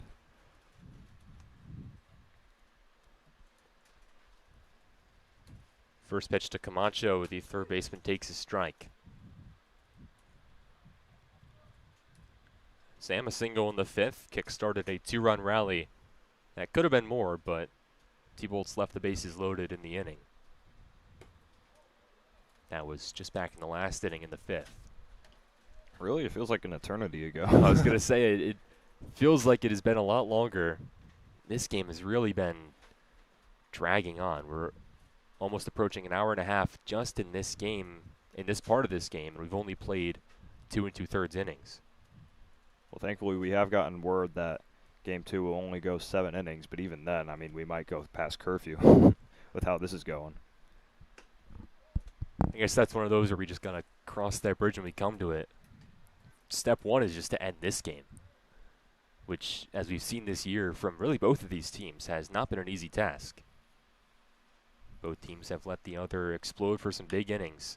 Camacho on a loop out towards right center, but Malvazio comes on and makes a nice run and grab, robbing Camacho of what would have been his second straight hit. No runs, no hits, no errors, none left. T-Bolts go down in order, a strikeout and a couple fly balls, make it a 1-2-3 inning for Joe Chiarotto.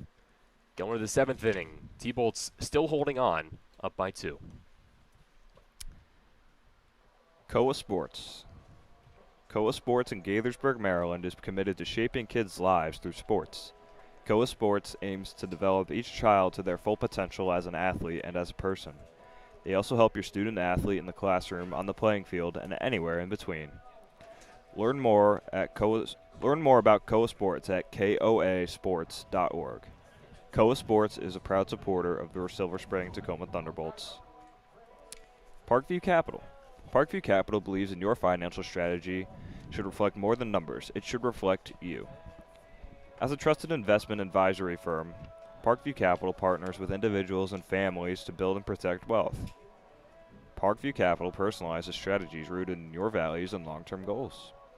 Whether you're growing your portfolio or preserving a legacy, Parkview Capital crafts a clear, customized path to your financial future, one that evolves with you. Parkview Capital, a proud supporter of the Silver Spring Tacoma Thunderbolts. Top of the 7th here, Montgomery Blair. 8-6, T-Bolts still holding this lead. And with Summertime by Kenny Chesney playing at the ballpark, Kai Schmelzer will throw down to the bag.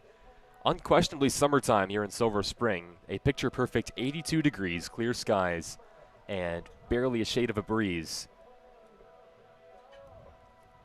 Pretty much picturesque baseball weather as Bethesda tries to weather the storm here and explode for some more runs after they have scored 5 after the restart. 2 in the 5th and 3 in the last inning.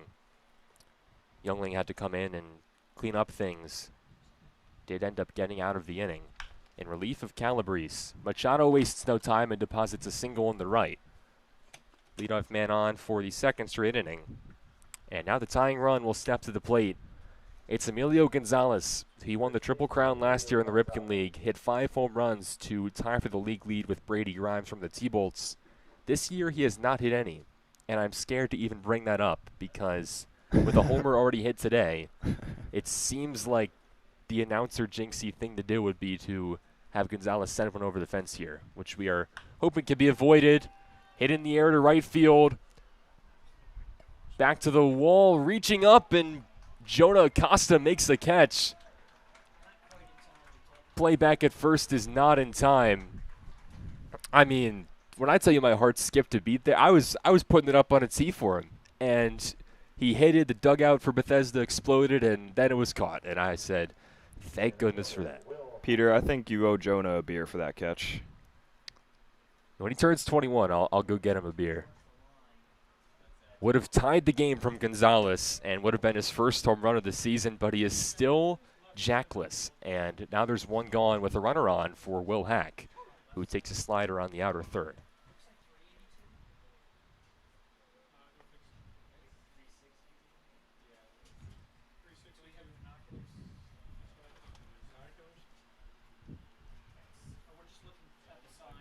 A 1 pitch. Breaker is called strike. Throw down is not in time. Cutney's tag is late.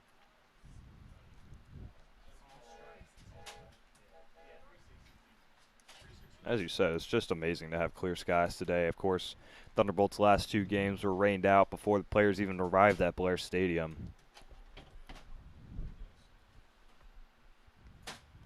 We are back in action, though. It's been kind of all or nothing this year. A lot of rainouts last year, and when it's been rain, it's been a lot of rain. Hack sends it into left field over the leap of Gibbs. Machado is sent home, and the throw will be cut off by Camacho.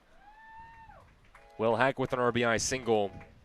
He's now driven in 4 against the T-Bolts on the season, and he extends his on-base streak to 15, makes it a 1-run ball game.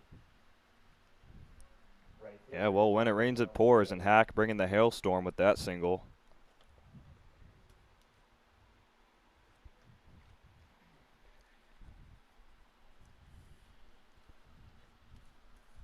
It is the 7th inning here at Blair, but it does not feel like the intensity of a normal 7th inning between these two teams, especially when a 1-run ball game, in partly due to the resuming of this game having started 13 days earlier. Again, we remind people we picked things up here in the bottom of the 4th. T-Bolts led it 6-1. But since then, it's been all big train. Hit and run is executed perfectly. Ground ball through the left side as Gibbs was pulled over to the bag, and it puts on 1st and 3rd. Big train starting to get to E.J. Youngling. Sends up Cal Johnson, who homered in his last at-bat. And the lefty will now stand in with the tying run 90 feet away and the go-ahead run at first. left fielder Cal Johnson. I mean, Machado and Cuddy almost collided there at second. Machado had to say, "Excuse me, I'm doing a hit and run here. I gotta get to third." Now runners on the corners. 1 out, 2 on. First pitch from the righty. Youngling misses inside. Goes for the curveball there. Makes the count 1-0. This is the bottom of the lineup, in theory, for Bethesda, but a really good hitting team, and Johnson no exception. Hit an opposite field shot that just barely snuck out of here back in the 6th. I mean, these guys are really interchangeable. The big train. They have a squad where players predominantly come from D1 schools. They're not as balanced talent-wise as the T-Bolts.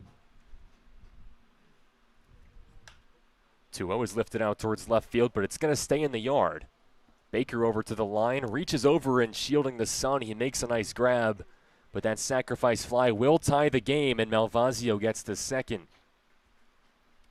Cal Johnson doesn't go back-to-back, but does his job, bringing home Will Hack and tying us up at 8. Boy, that could have been disastrous there for the T-Bolts. Baker really didn't seem like he had a feel for where the ball was. As you said, sun getting in the way of his eyes. Seemed like he just kind of reached out the glove and hoped for the best, and thankfully, ball found his mitt, and it's only a 1-run game now. 9-hitter Gramesty up. Catcher walked in the 6th and doubled in the 5th. 2 outs, runner on second. First pitch is swung on and missed. Tied up at 8 now. Yeah, the weather almost too perfect. Baker having a lot of trouble with that one. Making, to his credit, a really nice catch. Had to go all the way to the foul line for a ball that was up in the air forever. Nothing about those plays are easy. 1-1 count against Gramesty. Also smart by Malvazio to tag there, recognizing where the ball was as about as far away from first base as it could be. And I don't think the T-Bolts really expecting it. They had a shot at second, but Zach gets in there safely. 1-1 is grounded down the third base line and foul. EJ going with the heater, breaking ball heater. Looking to mix it up here. Let's see how he attacks the 1-2.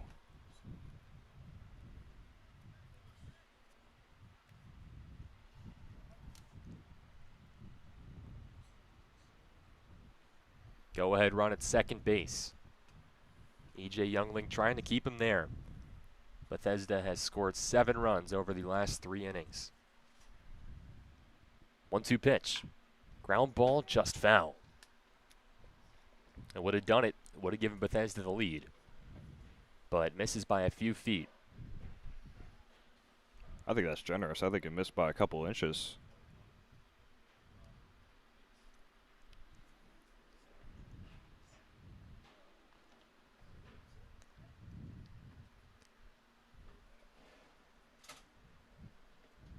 Couple straight foul balls from Gramesty.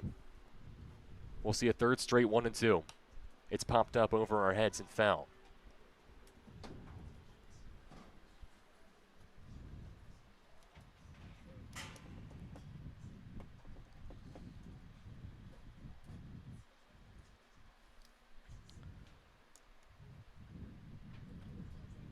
Here's a 1-2 pitch for the 4th consecutive time. Malvazio, big jump, retreats. Slider just outside. Count even at 2-2.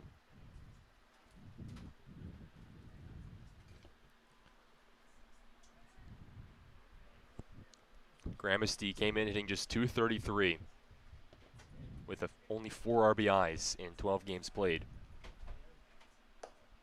2-2 misses just high, and the only reason it missed is because Gramesty is 5'8". Big things come in small packages, they say. Gramesty really battling with Youngling here. The small zone keeps him alive, and now the count's full. 3-2, 2 outs. Gets him to swing and miss. EJ escapes in the 7th, but Bethesda comes back and brings us level. 8-8, we're tied, heading to the bottom of the 7th when Sam Bergstrom will take over the play-by-play after these words from our sponsors. The Thunderbolts 8 and the Big Train. Finn Family Group. Dan Metcalf has long been a supporter of the Silver Spring Tacoma Thunderbolts.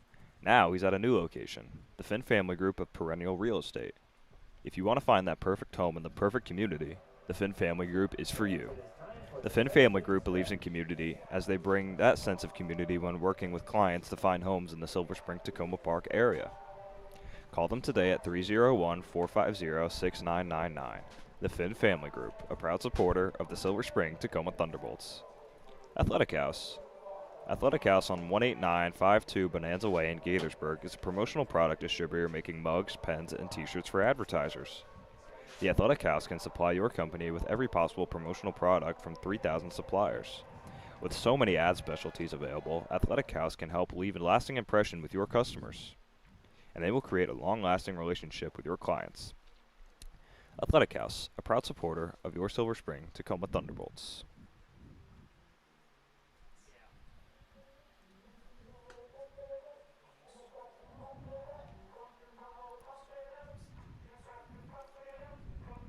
Well, we'll head to the bottom of the 7th. T-Bolts on the day thus far have 8 hits and 2 errors and 8 runs scored. Big Train have matched their 8 runs but have 13 hits and have yet to commit an error. And it looks like Joseph Chiaroto is going to stay on the mound for Bethesda. And the righty thus far today in his 1.1 inning, 1 1/3 innings pitched, has yet to let up a hit but did issue those 2 RBI walks, which scored Camacho and Acosta 1 inning ago. He's really settled in after his rocky start. Walked the first 2 he faced. He comes in bases loaded, 2 outs, and does bring home 2 runs. That's the only reason that the T-Bolts have the lead here. That was that big inning in the 5th. But since then, Chiaroto has retired 4 straight, including a couple of strikeouts.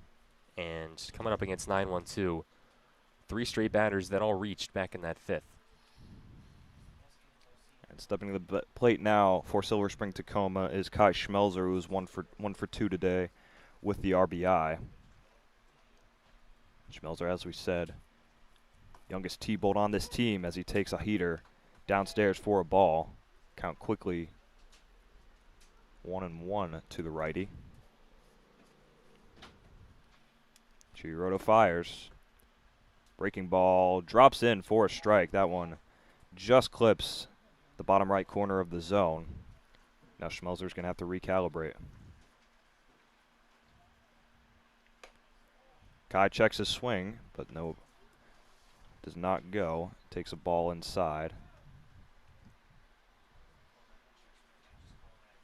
Chiaroto quickly winds up. The pitch. Slider just misses inside. Peter, it looks like Chiaroto's really going fast with his delivery, not taking that much time between pitches. He's not wasting any time. He's in a rhythm.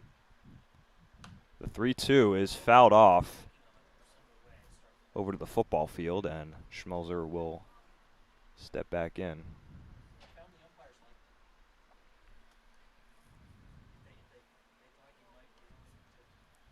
The payoff pitch.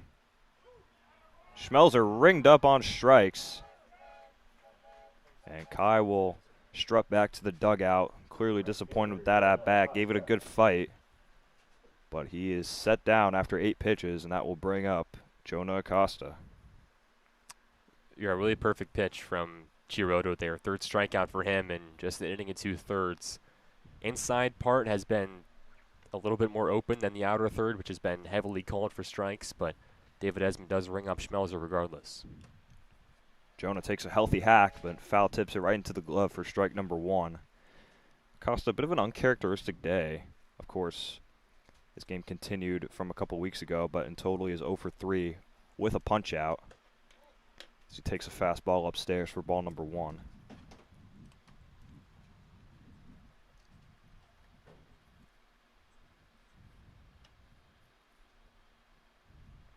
Chiaroto's delivery. Slider is far outside.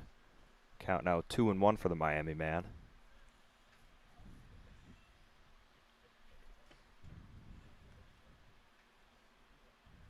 The lefty stands in and takes a strike. in the bottom right corner of the zone. That time, Chiodo brought the fastball.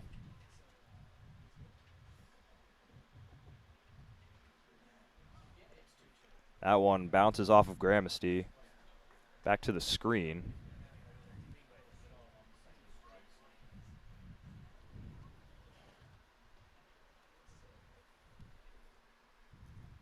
Count now 2-2 for the lefty out of the University of North Florida.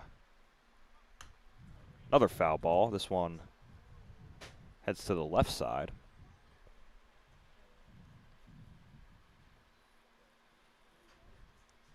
Yeah, Acosta, the only lefty in the lineup today out of the 9 T-Bolts.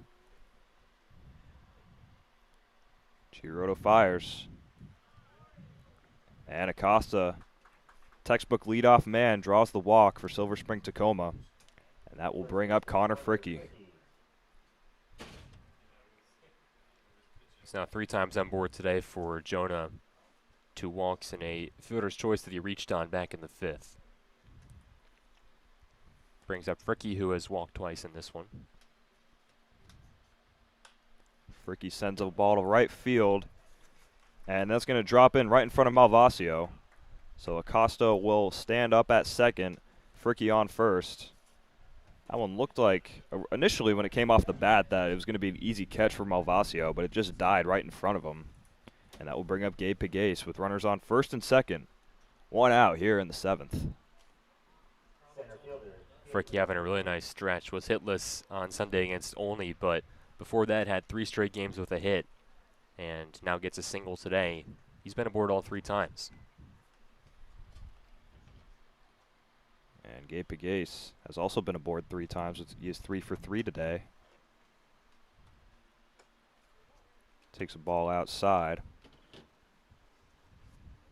Pegues also has drawn a walk, so he's actually reached base 4 times for Silver Spring Tacoma. Chiodo checks second. The pitch. Swing and a miss. Gabe gets a little antsy with that breaking ball. And now he'll work with a 1-1 count. 1 out.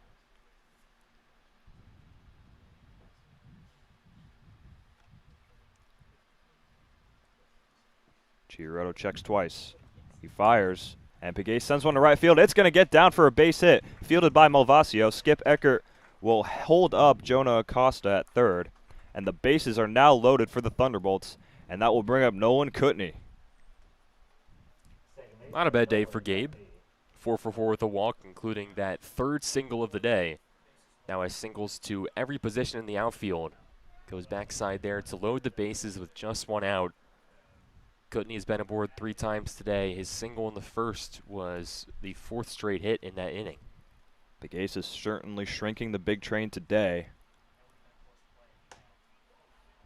Let's see if Kutney can incinerate them as he takes a ball outside.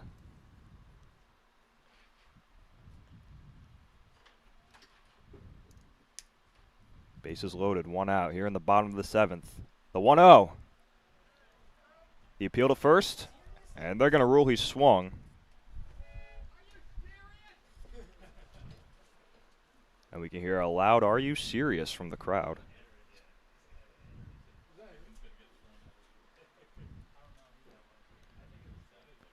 Kutney looking to recalibrate.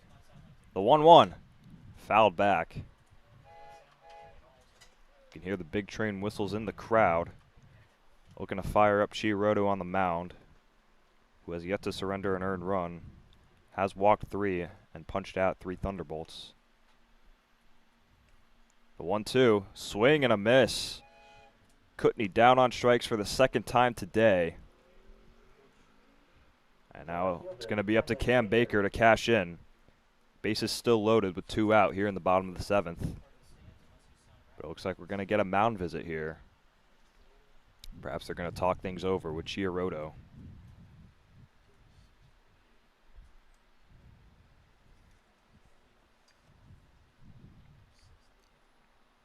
Baker a strikeout victim when these 2 faced off in the 5th.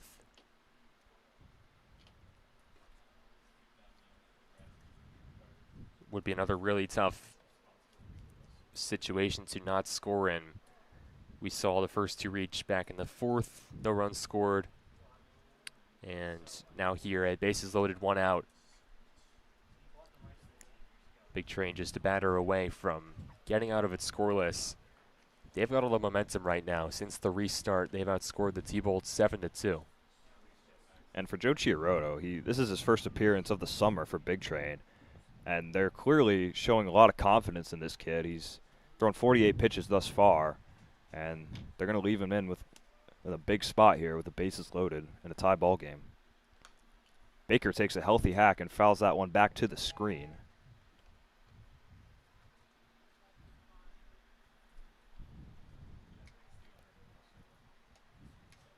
Costa on third, Fricke on second, Big Ace on first.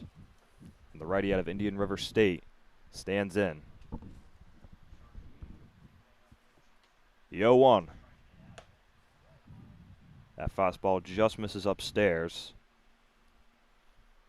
That one got above the waist of Baker.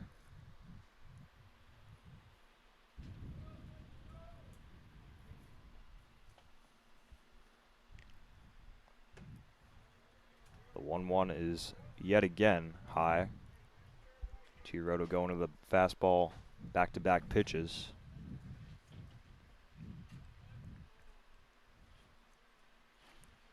And the righty is looking not to run out of real estate just yet. However, that breaking ball misses downstairs. And the count is a friendly 3-1 for Baker.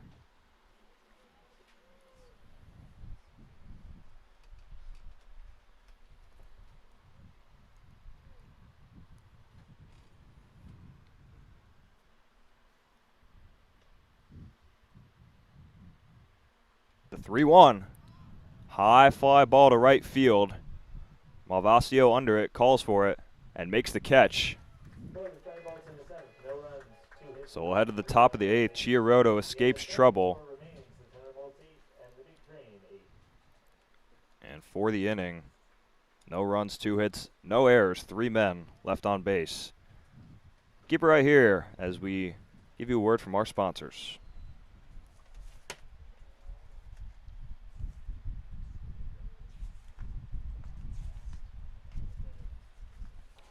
The Radial Tire Company on 9101 Brookville Road in Silver Spring specializes in balancing, repair, and installation of your car's tires.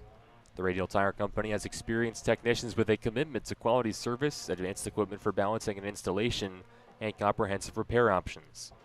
The Radial Tire Company on 9101 Brookville Road in Silver Spring, a proud supporter of your Silver Spring Tacoma Thunderbolts.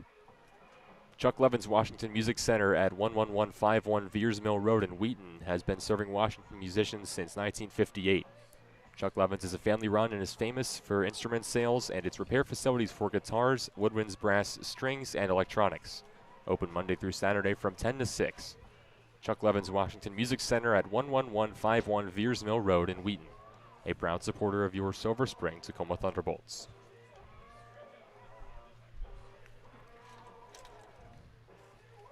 Well, E.J. Youngling is going to remain in the game for the Thunderbolts.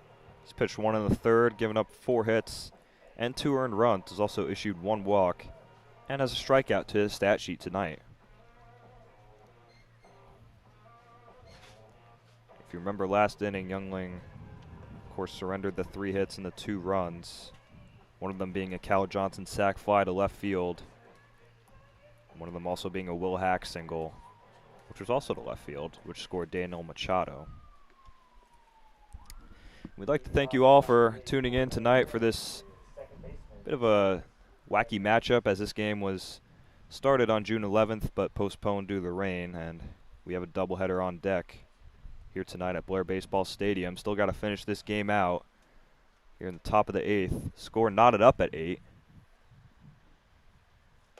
As Julius Bonaris takes a ball. Bonaris 2 for 4 in the day with a K.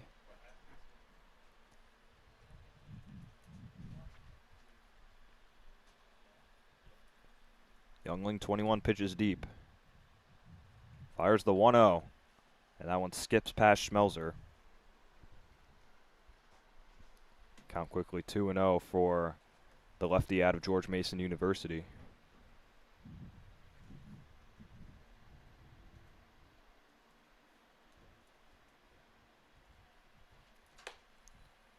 Bonneries takes a ball. And now Youngling's going to have to find the zone. Count now 3-0 to the lefty.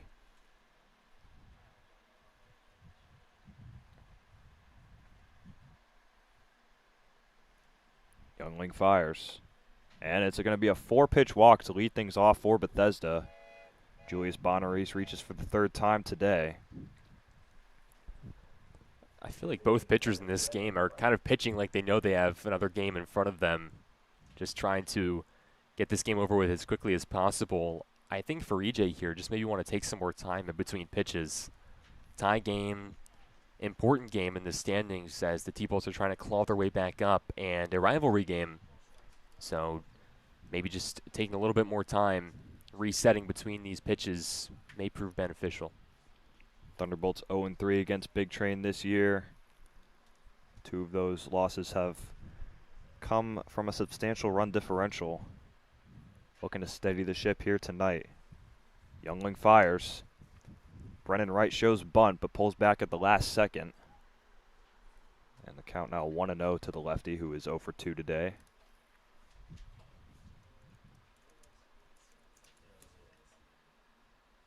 Wright, who attends University of South Alabama, and a Starkville, Mississippi native. Youngling rifles. Wright shows bunt again, but pulls away yet again to take the ball. And Schmelzer does a nice job covering there on the pitch inside.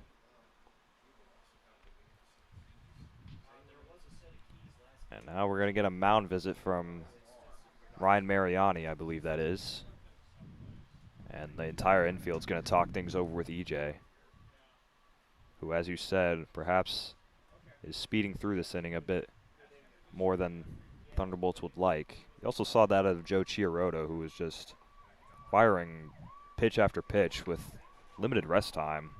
I mean, I know there's a pitch clock, but at the same time, you want to make sure that giving the batters your best stuff.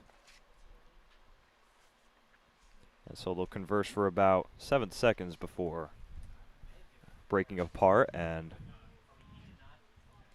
they're hoping that Big Train doesn't break apart their defense with a runner on first and no outs here in the top of the 8th.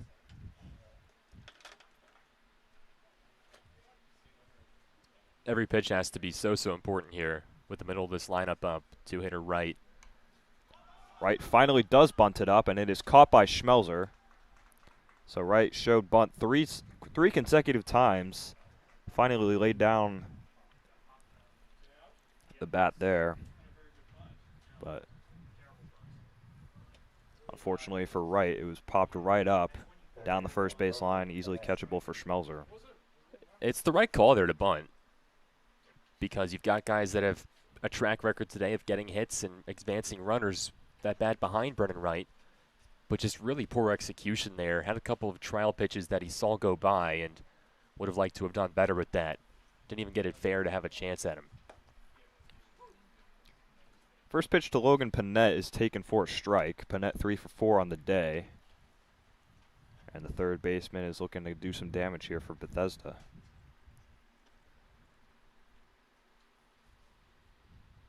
Panett, the sophomore out of UNC Charlotte. Here's the throw over to Fricky.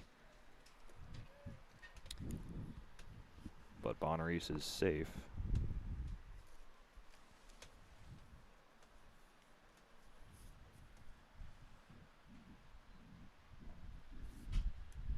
EJ fires. That one is chopped down the left field line, foul.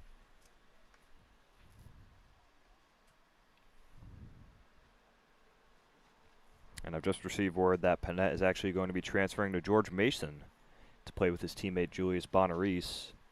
So that'll be an exciting duo over in Virginia. Youngling kicks. That one taken upstairs for a ball. And the count now 1-2 for the righty.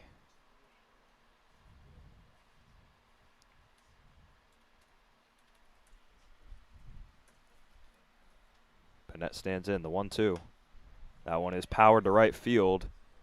Acosta watches as it drops in front. And Bonneries is going to head to third. And Logan Paunette with a one-out single here in the 8th.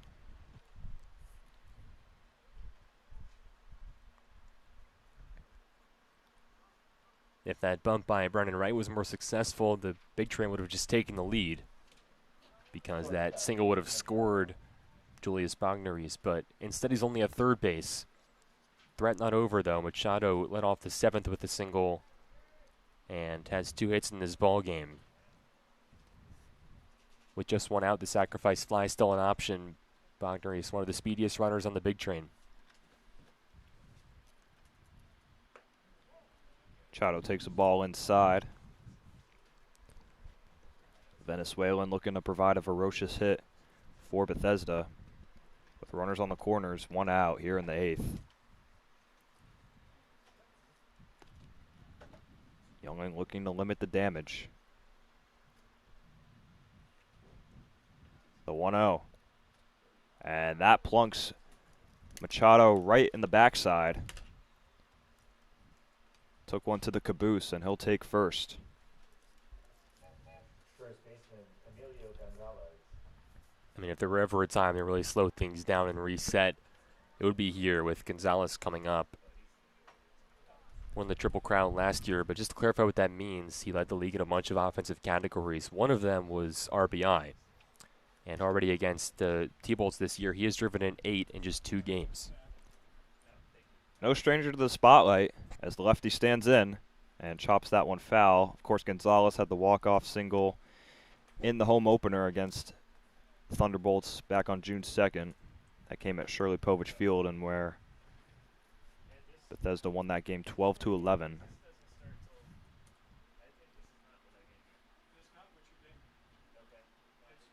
The 0-1 to Gonzalez. That one bounces in the dirt for a ball. Count now 1-1 to the Florida native, who attends Nova Southeastern University. And now Schmelzer, who attends Gulf Coast State, will talk it over with Youngling. Gonzalez, the native of Cape Coral, Florida, attended Island Coast High School. I like that a lot from Schmelzer there. That's a mature move from the true freshman catcher, going out and talking to the upperclassman pitcher, not wasting a mound visit there. If they had another coach mound visit, Youngling would have to leave. That's the right call there from Kai. The 1-1. Another foul ball by Gonzalez. Well, Emilio is definitely a professional of his own, majors in applied professional studies over at Nova Southeastern.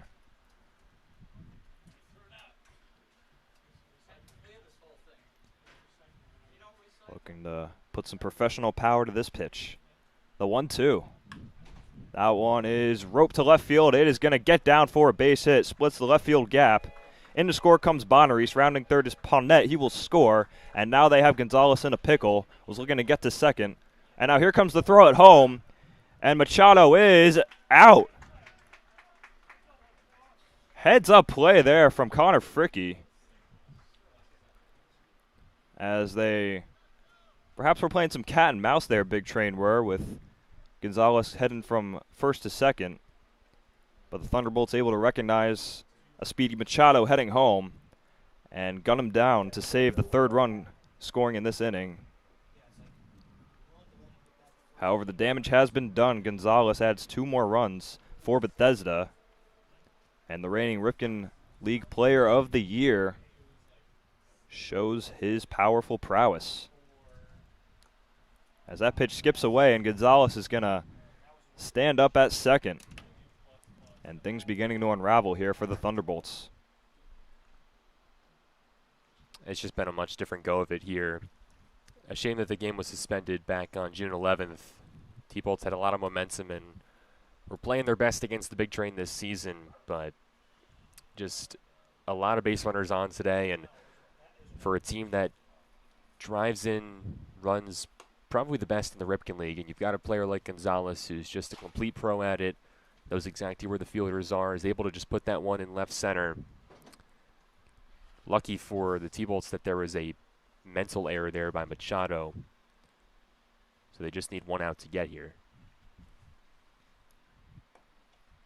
Youngling had Gonzalez in a favorable count at 1-2, but the lefty was able to salvage a savvy hit, and now he's going to have to get out Will Hack, who has a knack for doing damage against the Thunderbolts this year. Of course, had the 3 RBI triple to left center back on June 7th when they defeated the Thunderbolts 27-13 as he takes a strike inside.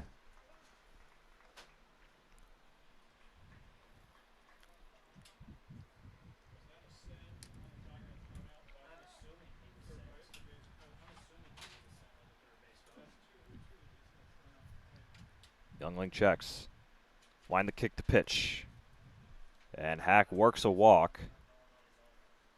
That's his second time reaching base today. And all of a sudden, runners on first and second with 2 out here in the 8th.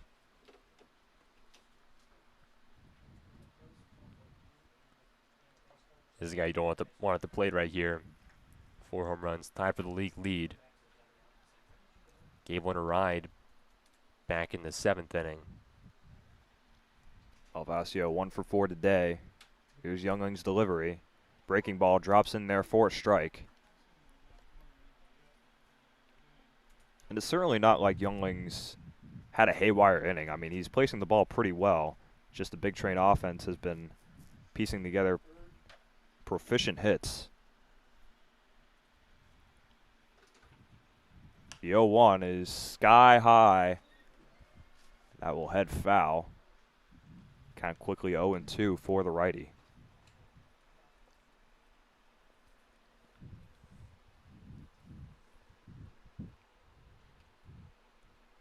Alvacio out of Southwest Ranches, Florida, attends UCF over in Orlando.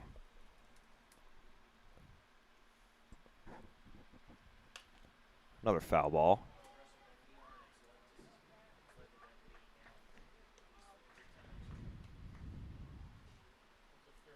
And as a freshman, played in 13 games, started 1, hit 200, 533 OPS, and did salvage 1 RBI as well. The 0-2. Slider misses upstairs.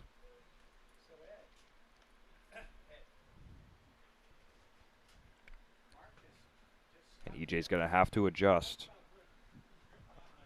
Already at 40-plus pitches today.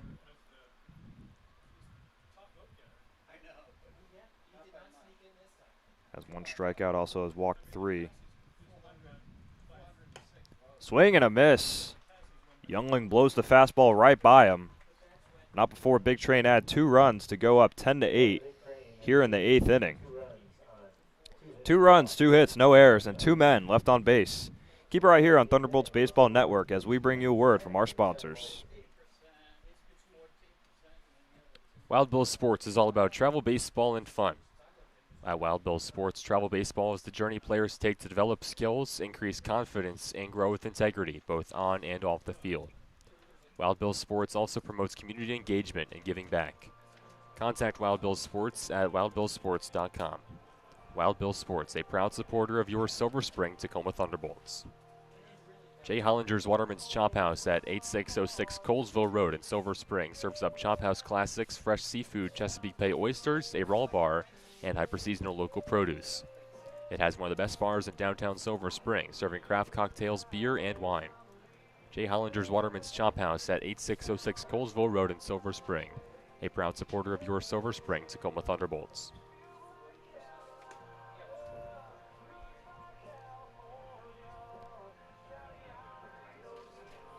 Well, Big Train lead this one 10-8 here as we head to the bottom of the 8th. And it looks like we're going to have a new pitcher here for the Big Train. It's going to be Kaiser Smith, making his 6th appearance of the season for Bethesda. Yeah, this is trouble here. Kaiser Smith has been one of the best pitchers in this league. When he comes in late in games, Smith usually shuts him down. He has struck out 22, which leads the Ripken League in his 14 innings. And he has also just walked 5, ERA under 1. He's been one of the strongest pitchers in this league. Big Train had the rating pitcher of the year, Drew Bellis, who was a big reason why they won the championship last summer, and that was their 3rd straight thanks to Drew Bellis being a big part of that. The starter who also led the Ripken League in strikeouts. Kaiser Smith trying to follow in his footsteps. Bellis from UCF and Kaiser Smith from Florida Atlantic. Trying to keep things going here for the senior from Louisiana. Just needs 6 outs to get to preserve another Big Train comeback win against the T-Bolts. Yeah, Smith pitched on June 2nd against the Thunderbolts, went 2 innings, got the win, and did not allow any hits. However, he did strike out 2. Silver Spring Tacoma Thunderbolts. And now that will bring up Griffin Puval to lead things off here in the bottom of the 8th. Puval 1 for 2 today, 2 RBIs, and has struck out twice as well. Puval, of course, has grounded out back in the bottom of the 1st, and also provided a double to right center field in the 3rd. But you didn't see those today because that all happened on June 11th as Puval swings at the first pitch.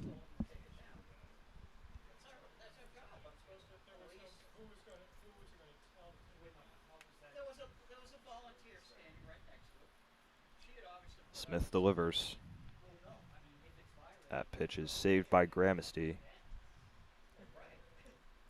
And the count now 1-1 for the righty.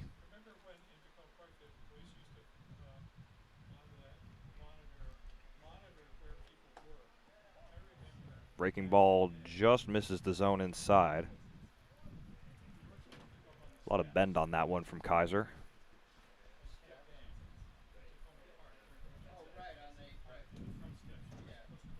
Smith delivers. Swing and a miss. Puval waves at that breaking ball.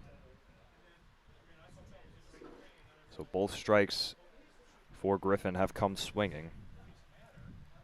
Gonna have to show some discipline here if he wants to put the T-Bolts in position.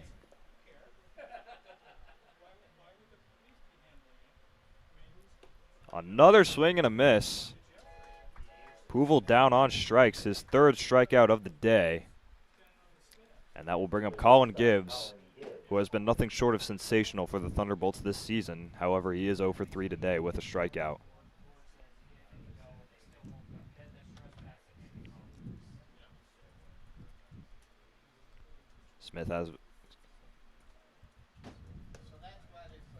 Smith fires in a breaking ball for a strike. As we said, Gibbs played his first 2 seasons at University of Maryland. However, he has officially transferred to the University of Delaware.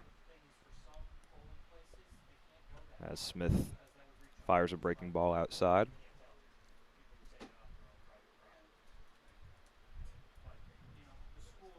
The Blue Hen looking to bring the heat against, as Peter said, one of the best pitchers in the Ripken League. This one is chopped over to Panette. Fires to Gonzalez, and they just get him for the 2nd out. So a poised play there by the Bethesda infield. Panette able to field that one on a hop, and there's quickly 2 away here for the Big Train. Yeah, it's going to be an uphill battle against Kaiser Smith.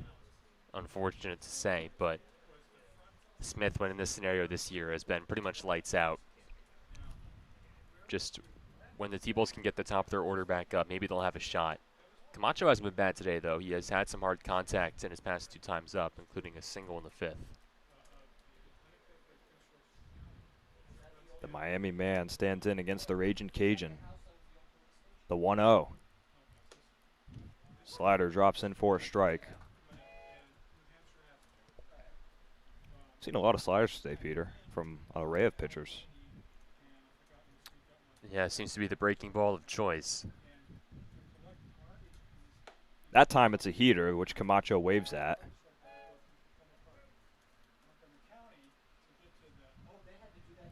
And Smith is just scorching to start it out here in the 8th. Got Puval down on strikes and Gibbs to ground out to 3rd. Let's see what he can do against Sam. The 1-2. That one skips outside. Count now even for Camacho.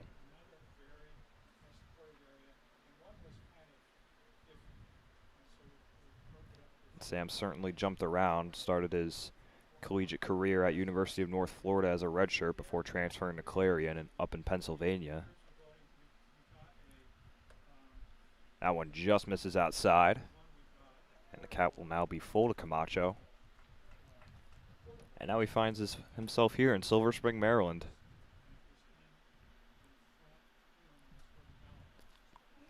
The payoff pitch.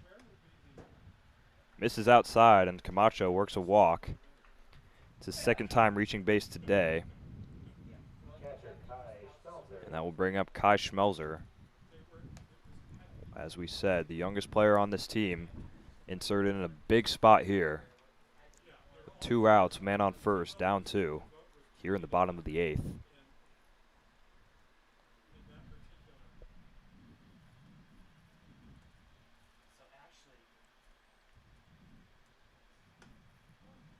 Smith fires a fastball upstairs. Schmelzer 1 for 3 today.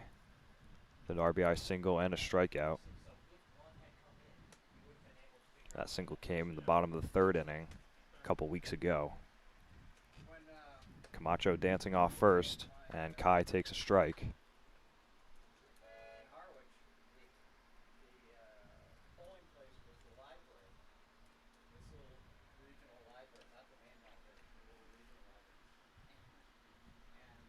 The righty stands in.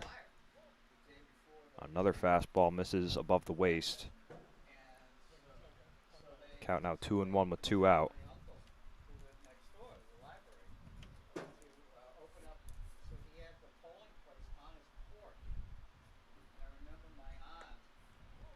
Another one misses. We have Florida all over the field here. Schmelzer attending Gulf Coast State in Panama City. Kaiser Smith out of Florida Atlantic, and of course Camacho, the Miami native, who attended Miami Springs High School.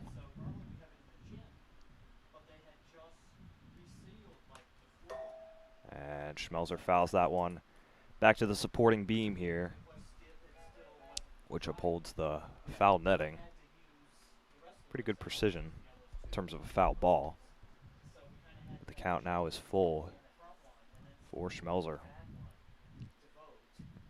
The payoff pitch. That one is poked over to second. Bonaris fires over to Gonzalez, and that will do it. After getting the first 2 out, Smith does walk Camacho, but is able to retire Schmelzer on the ground out. Game remains 10-8 as we head to the top of the 9th. No runs, no hits, no errors. 1 left on base. Keep it right here as we bring you a word from our sponsors. Fetch Pet Care at 10111 Colesville Road, number 115, in Silver Spring is your premier in-home pet care service. From dog walks, cat care, overnight stays, pet sitting, and medication administration, Fetch Pet Care provides services tailored to meet your pet's individual needs. Fetch Pet Care at 10111 Colesville Road, number 115 in Silver Spring, a proud supporter of your Silver Spring Tacoma Thunderbolts. The Tacoma Torch, founded in 2019, brings laughter and a sense of fun to residents in Tacoma Park and the DMV. The Tacoma Torch features satirical articles about the region that those with a sense of humor can appreciate. Send a headline or idea their way to tacomatorch@gmail.com and watch what they do with it. The Tacoma Torch is on the web at tacomatorch.com. Tacoma Torch, a proud supporter of your Silver Spring Tacoma Thunderbolts.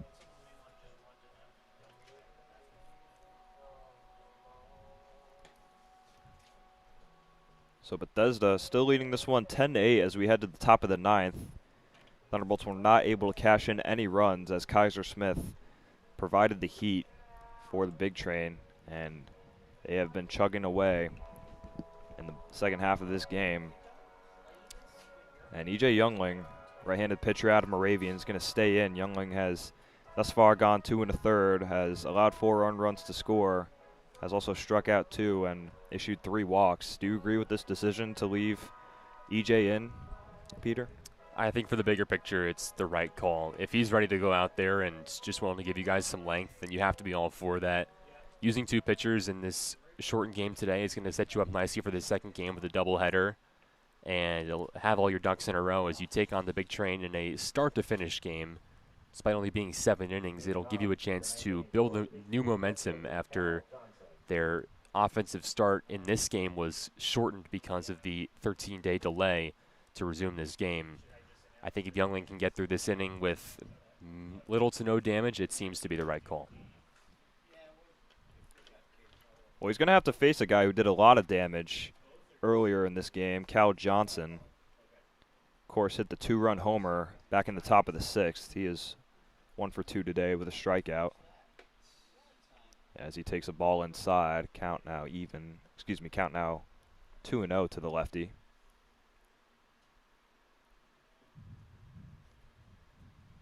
Johnson, the University of Maryland Terrapin. Takes a strike downstairs. That one just got the bottom of the zone. As we said before, provided a rare Oppo Taco home run. Youngling kicks the 1-2, and that one is pulled to right field. And it's going to head over to the head of Acosta for an extra base hit. So Johnson coasts into second, and it's going to be his second extra base hit of the day. And quickly a runner in scoring position here for Bethesda. Now a single, double, and home run for Johnson today. The catcher, TJ Gramsci. Not your typical 8-hitter.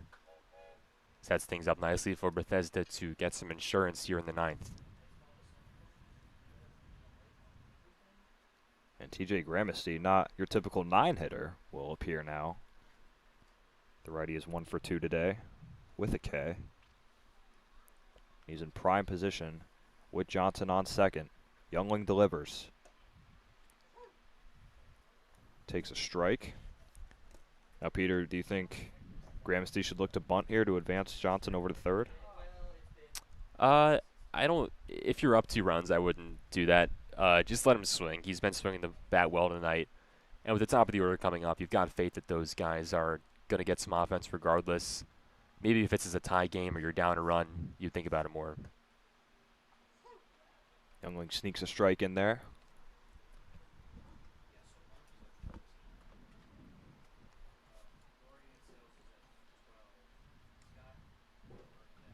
EJ running up the pitch count close to 50. See if he has enough energy to get through this inning. The righty checks, delivers. Fastball misses upstairs.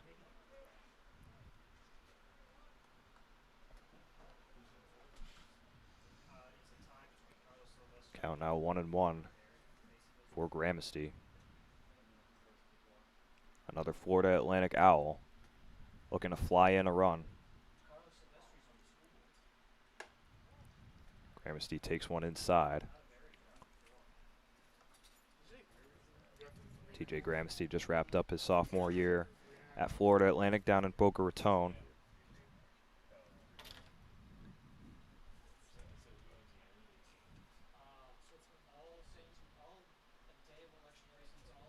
Youngling takes his time. The 2-2.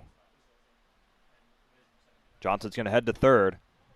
That pitch is going to be called for a ball as Johnson heads to third uncontested by Schmelzer.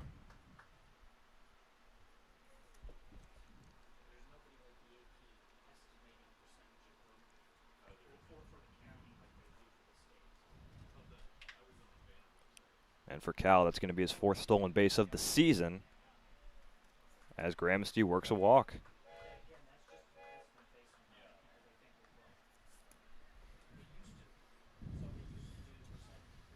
Second baseman, Julius Bagners. So runners quickly on the corners, and it looks like head coach Brock Hunter is going to make a call to the bullpen. He definitely wanted Youngling to survive this inning, but fortunately surrendered the double to Johnson and just walked Gramsci. So the runners on the corners now, and in to come pitch will be Josh Erd, who is rocking, of course, the signature. Would you call it a bald head or a buzz, Peter? I would say they're synonymous. Doesn't have a lot of hair left up there, that's for sure. No doubt about it, but the senior out of East Stroudsburg will come in after a solid outing he had against the DC Grays where he struck out 6. However, he did follow that up with a bit of a rough performance against the only Crop Dusters on Sunday, where only surrendered 1 hit, but did allow 3 earned runs. And of course, our fellow broadcaster Patrick Moran wrote quite a fruitful feature story on Josh Erd, who has been with the Thunderbolts for past couple years. He's really been a staple on this team. I mean, guy just provides immaculate vibes. Everybody loves to have him around. And, of course, he is making that transition from a stellar infielder to a relief pitcher over at East Stroudsburg. Yeah, still trying to find his stride on the mound, but the stuff is there. He throws hard. And he's been able to get strikeouts at times this year. Part of a nice bullpen crew that the T-Bolts have assembled. He'll try to finish out this ninth and avoid Brock Hunter going back to that bullpen.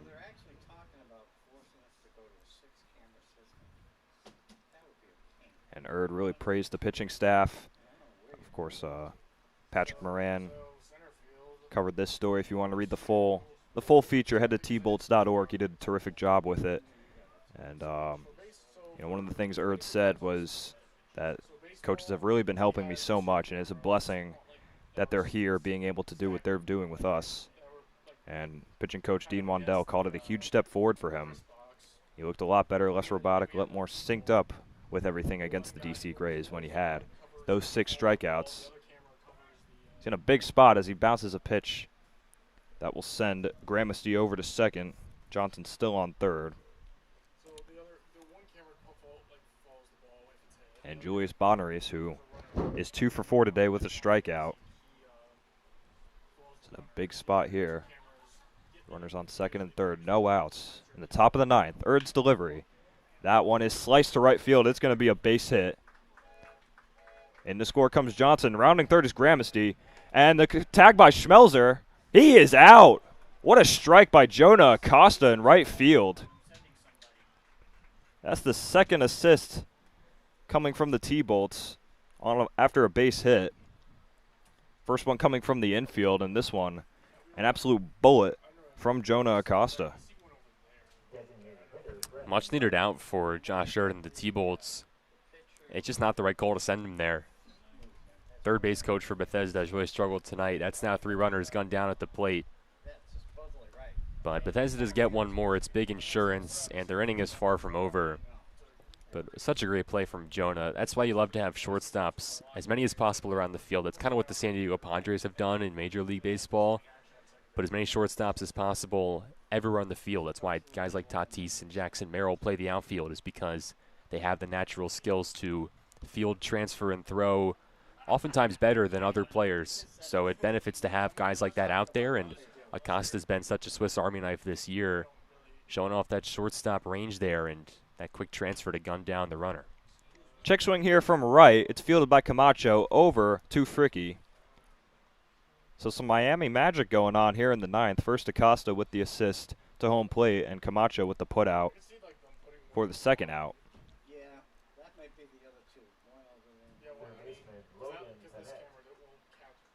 Now we'll bring up Logan Panette, who has just been such a precious bat for this Big Train team. 4 for 5 today is Panette with the RBI. The righty laces one right into the glove of Gibbs for the much-needed final out. Erd able to escape trouble. And it is 11-8 Bethesda. Thunderbolts will look to bounce back in the bottom of the ninth and keep this game alive. 1 run, 2 hits, no errors, 1 man left on base. Keep it right here before a word from our sponsors. Nando's Peri Peri Chicken on 924 Ellsworth Drive in Silver Spring is the best chicken in the world because it uses peri peri sauce. From chicken on the bone to wraps and sandwiches, along with salads and veggie options, Nando's is your choice for great food. Nando's Peri Peri Chicken is a proud supporter of your Silver Spring Tacoma Thunderbolts. On Monday night, Nando's will donate 40% of their fundraising proceeds to the Thunderbolts if you use the code NANDOS2026 when ordering at the table, cashier, online, or in the app. That is Monday, June 29th at 924 Ellsworth Drive in Silver Spring from 4 p.m. to 9 p.m. United Therapeutics in Silver Spring develops pharmaceuticals and technologies that help patients in need of organ transplantation. United Therapeutics is guided by the principles of always striving to do the right thing and relentlessly pushing to always do better. As a result, the company was included among America's Best Companies by Forbes magazine. United Therapeutics in Silver Spring, the proud supporter of your Silver Spring Tacoma Thunderbolts.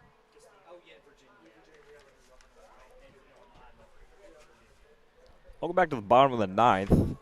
Bethesda Big Train lead this one 11-8 over the Silver Spring Tacoma Thunderbolts. And for the Big Train, Kaiser Smith's going to look to cash in the save with protect this 3-1 lead to close things out here for the Big Train. Smith has yet to record a save this season. He is 2-1, and he was just lights out in the 8th inning, Peter. Yeah, looks like a natural out there. Has been put in so many big spots this year for Coach Sal Colangelo and the Big Train. And the 8th inning was no different. Comes in a tie game, or excuse me, with his team up by 2 runs. He only allows a walk to Camacho, but then retires the other 3. Tougher task coming up, though, with the very top of the T-Bolts order, ready to do battle from the Florida Atlantic Owl. The Owl will take on the Osprey. Jonah Acosta comes to the plate. Leading off the bottom of the ninth for the Thunderbolts. Jonah 0 for 3 today with a strikeout.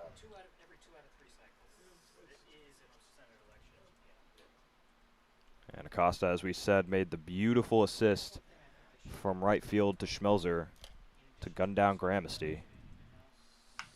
And Acosta lifts one to right center field. That one is going to be over the head of Hack. Acosta takes a big turn, heads for second, and he will stand up for his second double of the season. And that is just what the doctor ordered for Silver Spring Tacoma.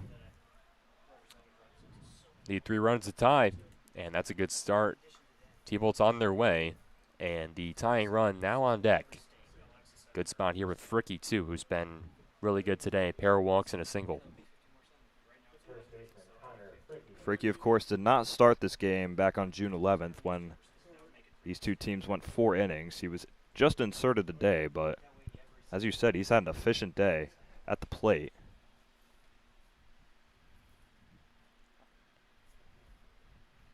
The righty stands in. Smith's delivery just misses outside. Acosta really not a guy known for power. Of course, he did have the double back on June 2nd against Bethesda. And he's able to cash in when it counts most.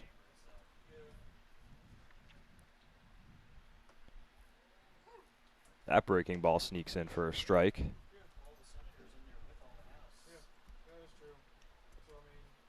Can Connor come through? Count now 1-1 for the Babson senior.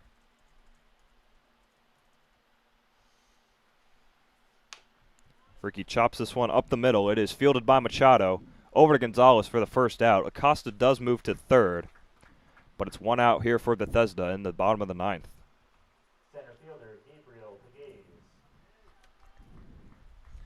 Gabe's got to come through here. 4-hit night, including a triple back in the 3rd inning. He has been on base all 5 times. Single is good enough here to get in a run, but I imagine Gabe's looking to do a little bit more damage than that. Does have a home run on the season. One of 4 T-Bolts home runs. Gabe's just the guy you want up as he lines one over the shortstop Machado for a base hit. It's going to split the gap in left center. In to score comes Acosta, and coasting to second is Pegues. 5 for 5 on the day. And the lead is now cut down to 11-10. Excuse me, 11-9 here in the ninth. Second baseman Nolan Cutney. It almost doesn't feel like a real stat line. On base 6 times, 5 for 5 with a walk, 3 singles, a double, and a triple. And he has now driven in 2 runs on his day. T-Bolts need just 2, and Cutney the tying run at home plate. Cutney takes a breaking ball upstairs. Nolan 1 for 3 today with 2 RBIs and 2 strikeouts as well. As we said, playing second base for the first time this season. Did have the error earlier in this game. Cutney takes a healthy swing there. And it evens the count at 1 apiece. Kaiser Smith looking to escape trouble.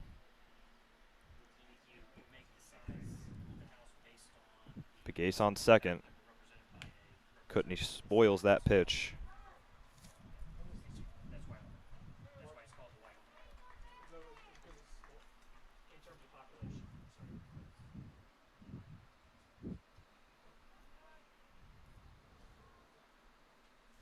Kutney, the Pennsylvania native, looking to put some pressure on Kaiser here.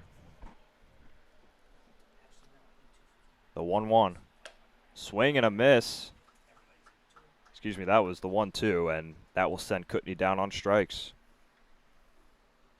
His third K of the day.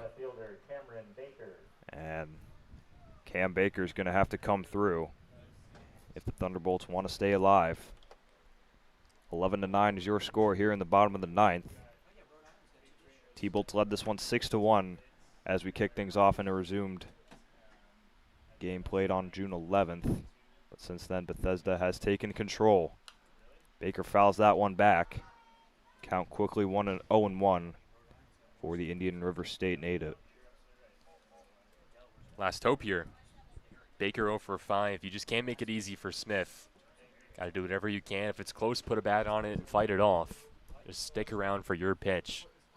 I know it's tough against Smith, but T-Bolts have to fight here, especially with the game coming up. Want to get that momentum.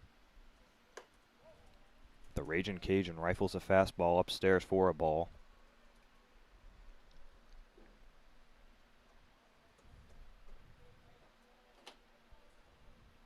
Cam Baker, who was so good against Alexandria in their doubleheader a couple days ago, has been struggling today. Check swing, and they're going to say he went.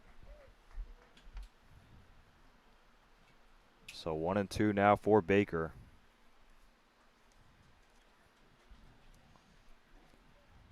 Griffin Pouvel on deck. Once again, Pegasus on second. Smith looks, takes a deep breath.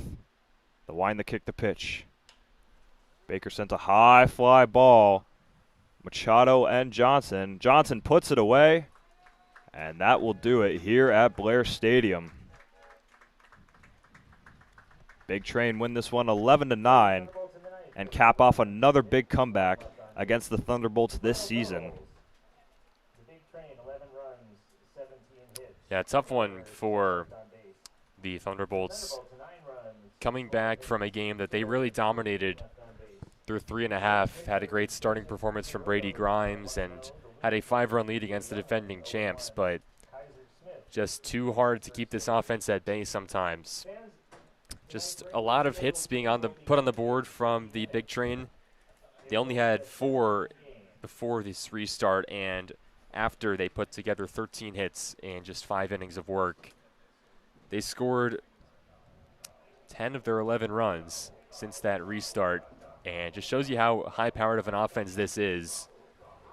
A lot of positives for Silver Spring. They kept the pitching at bay. They were able to limit that.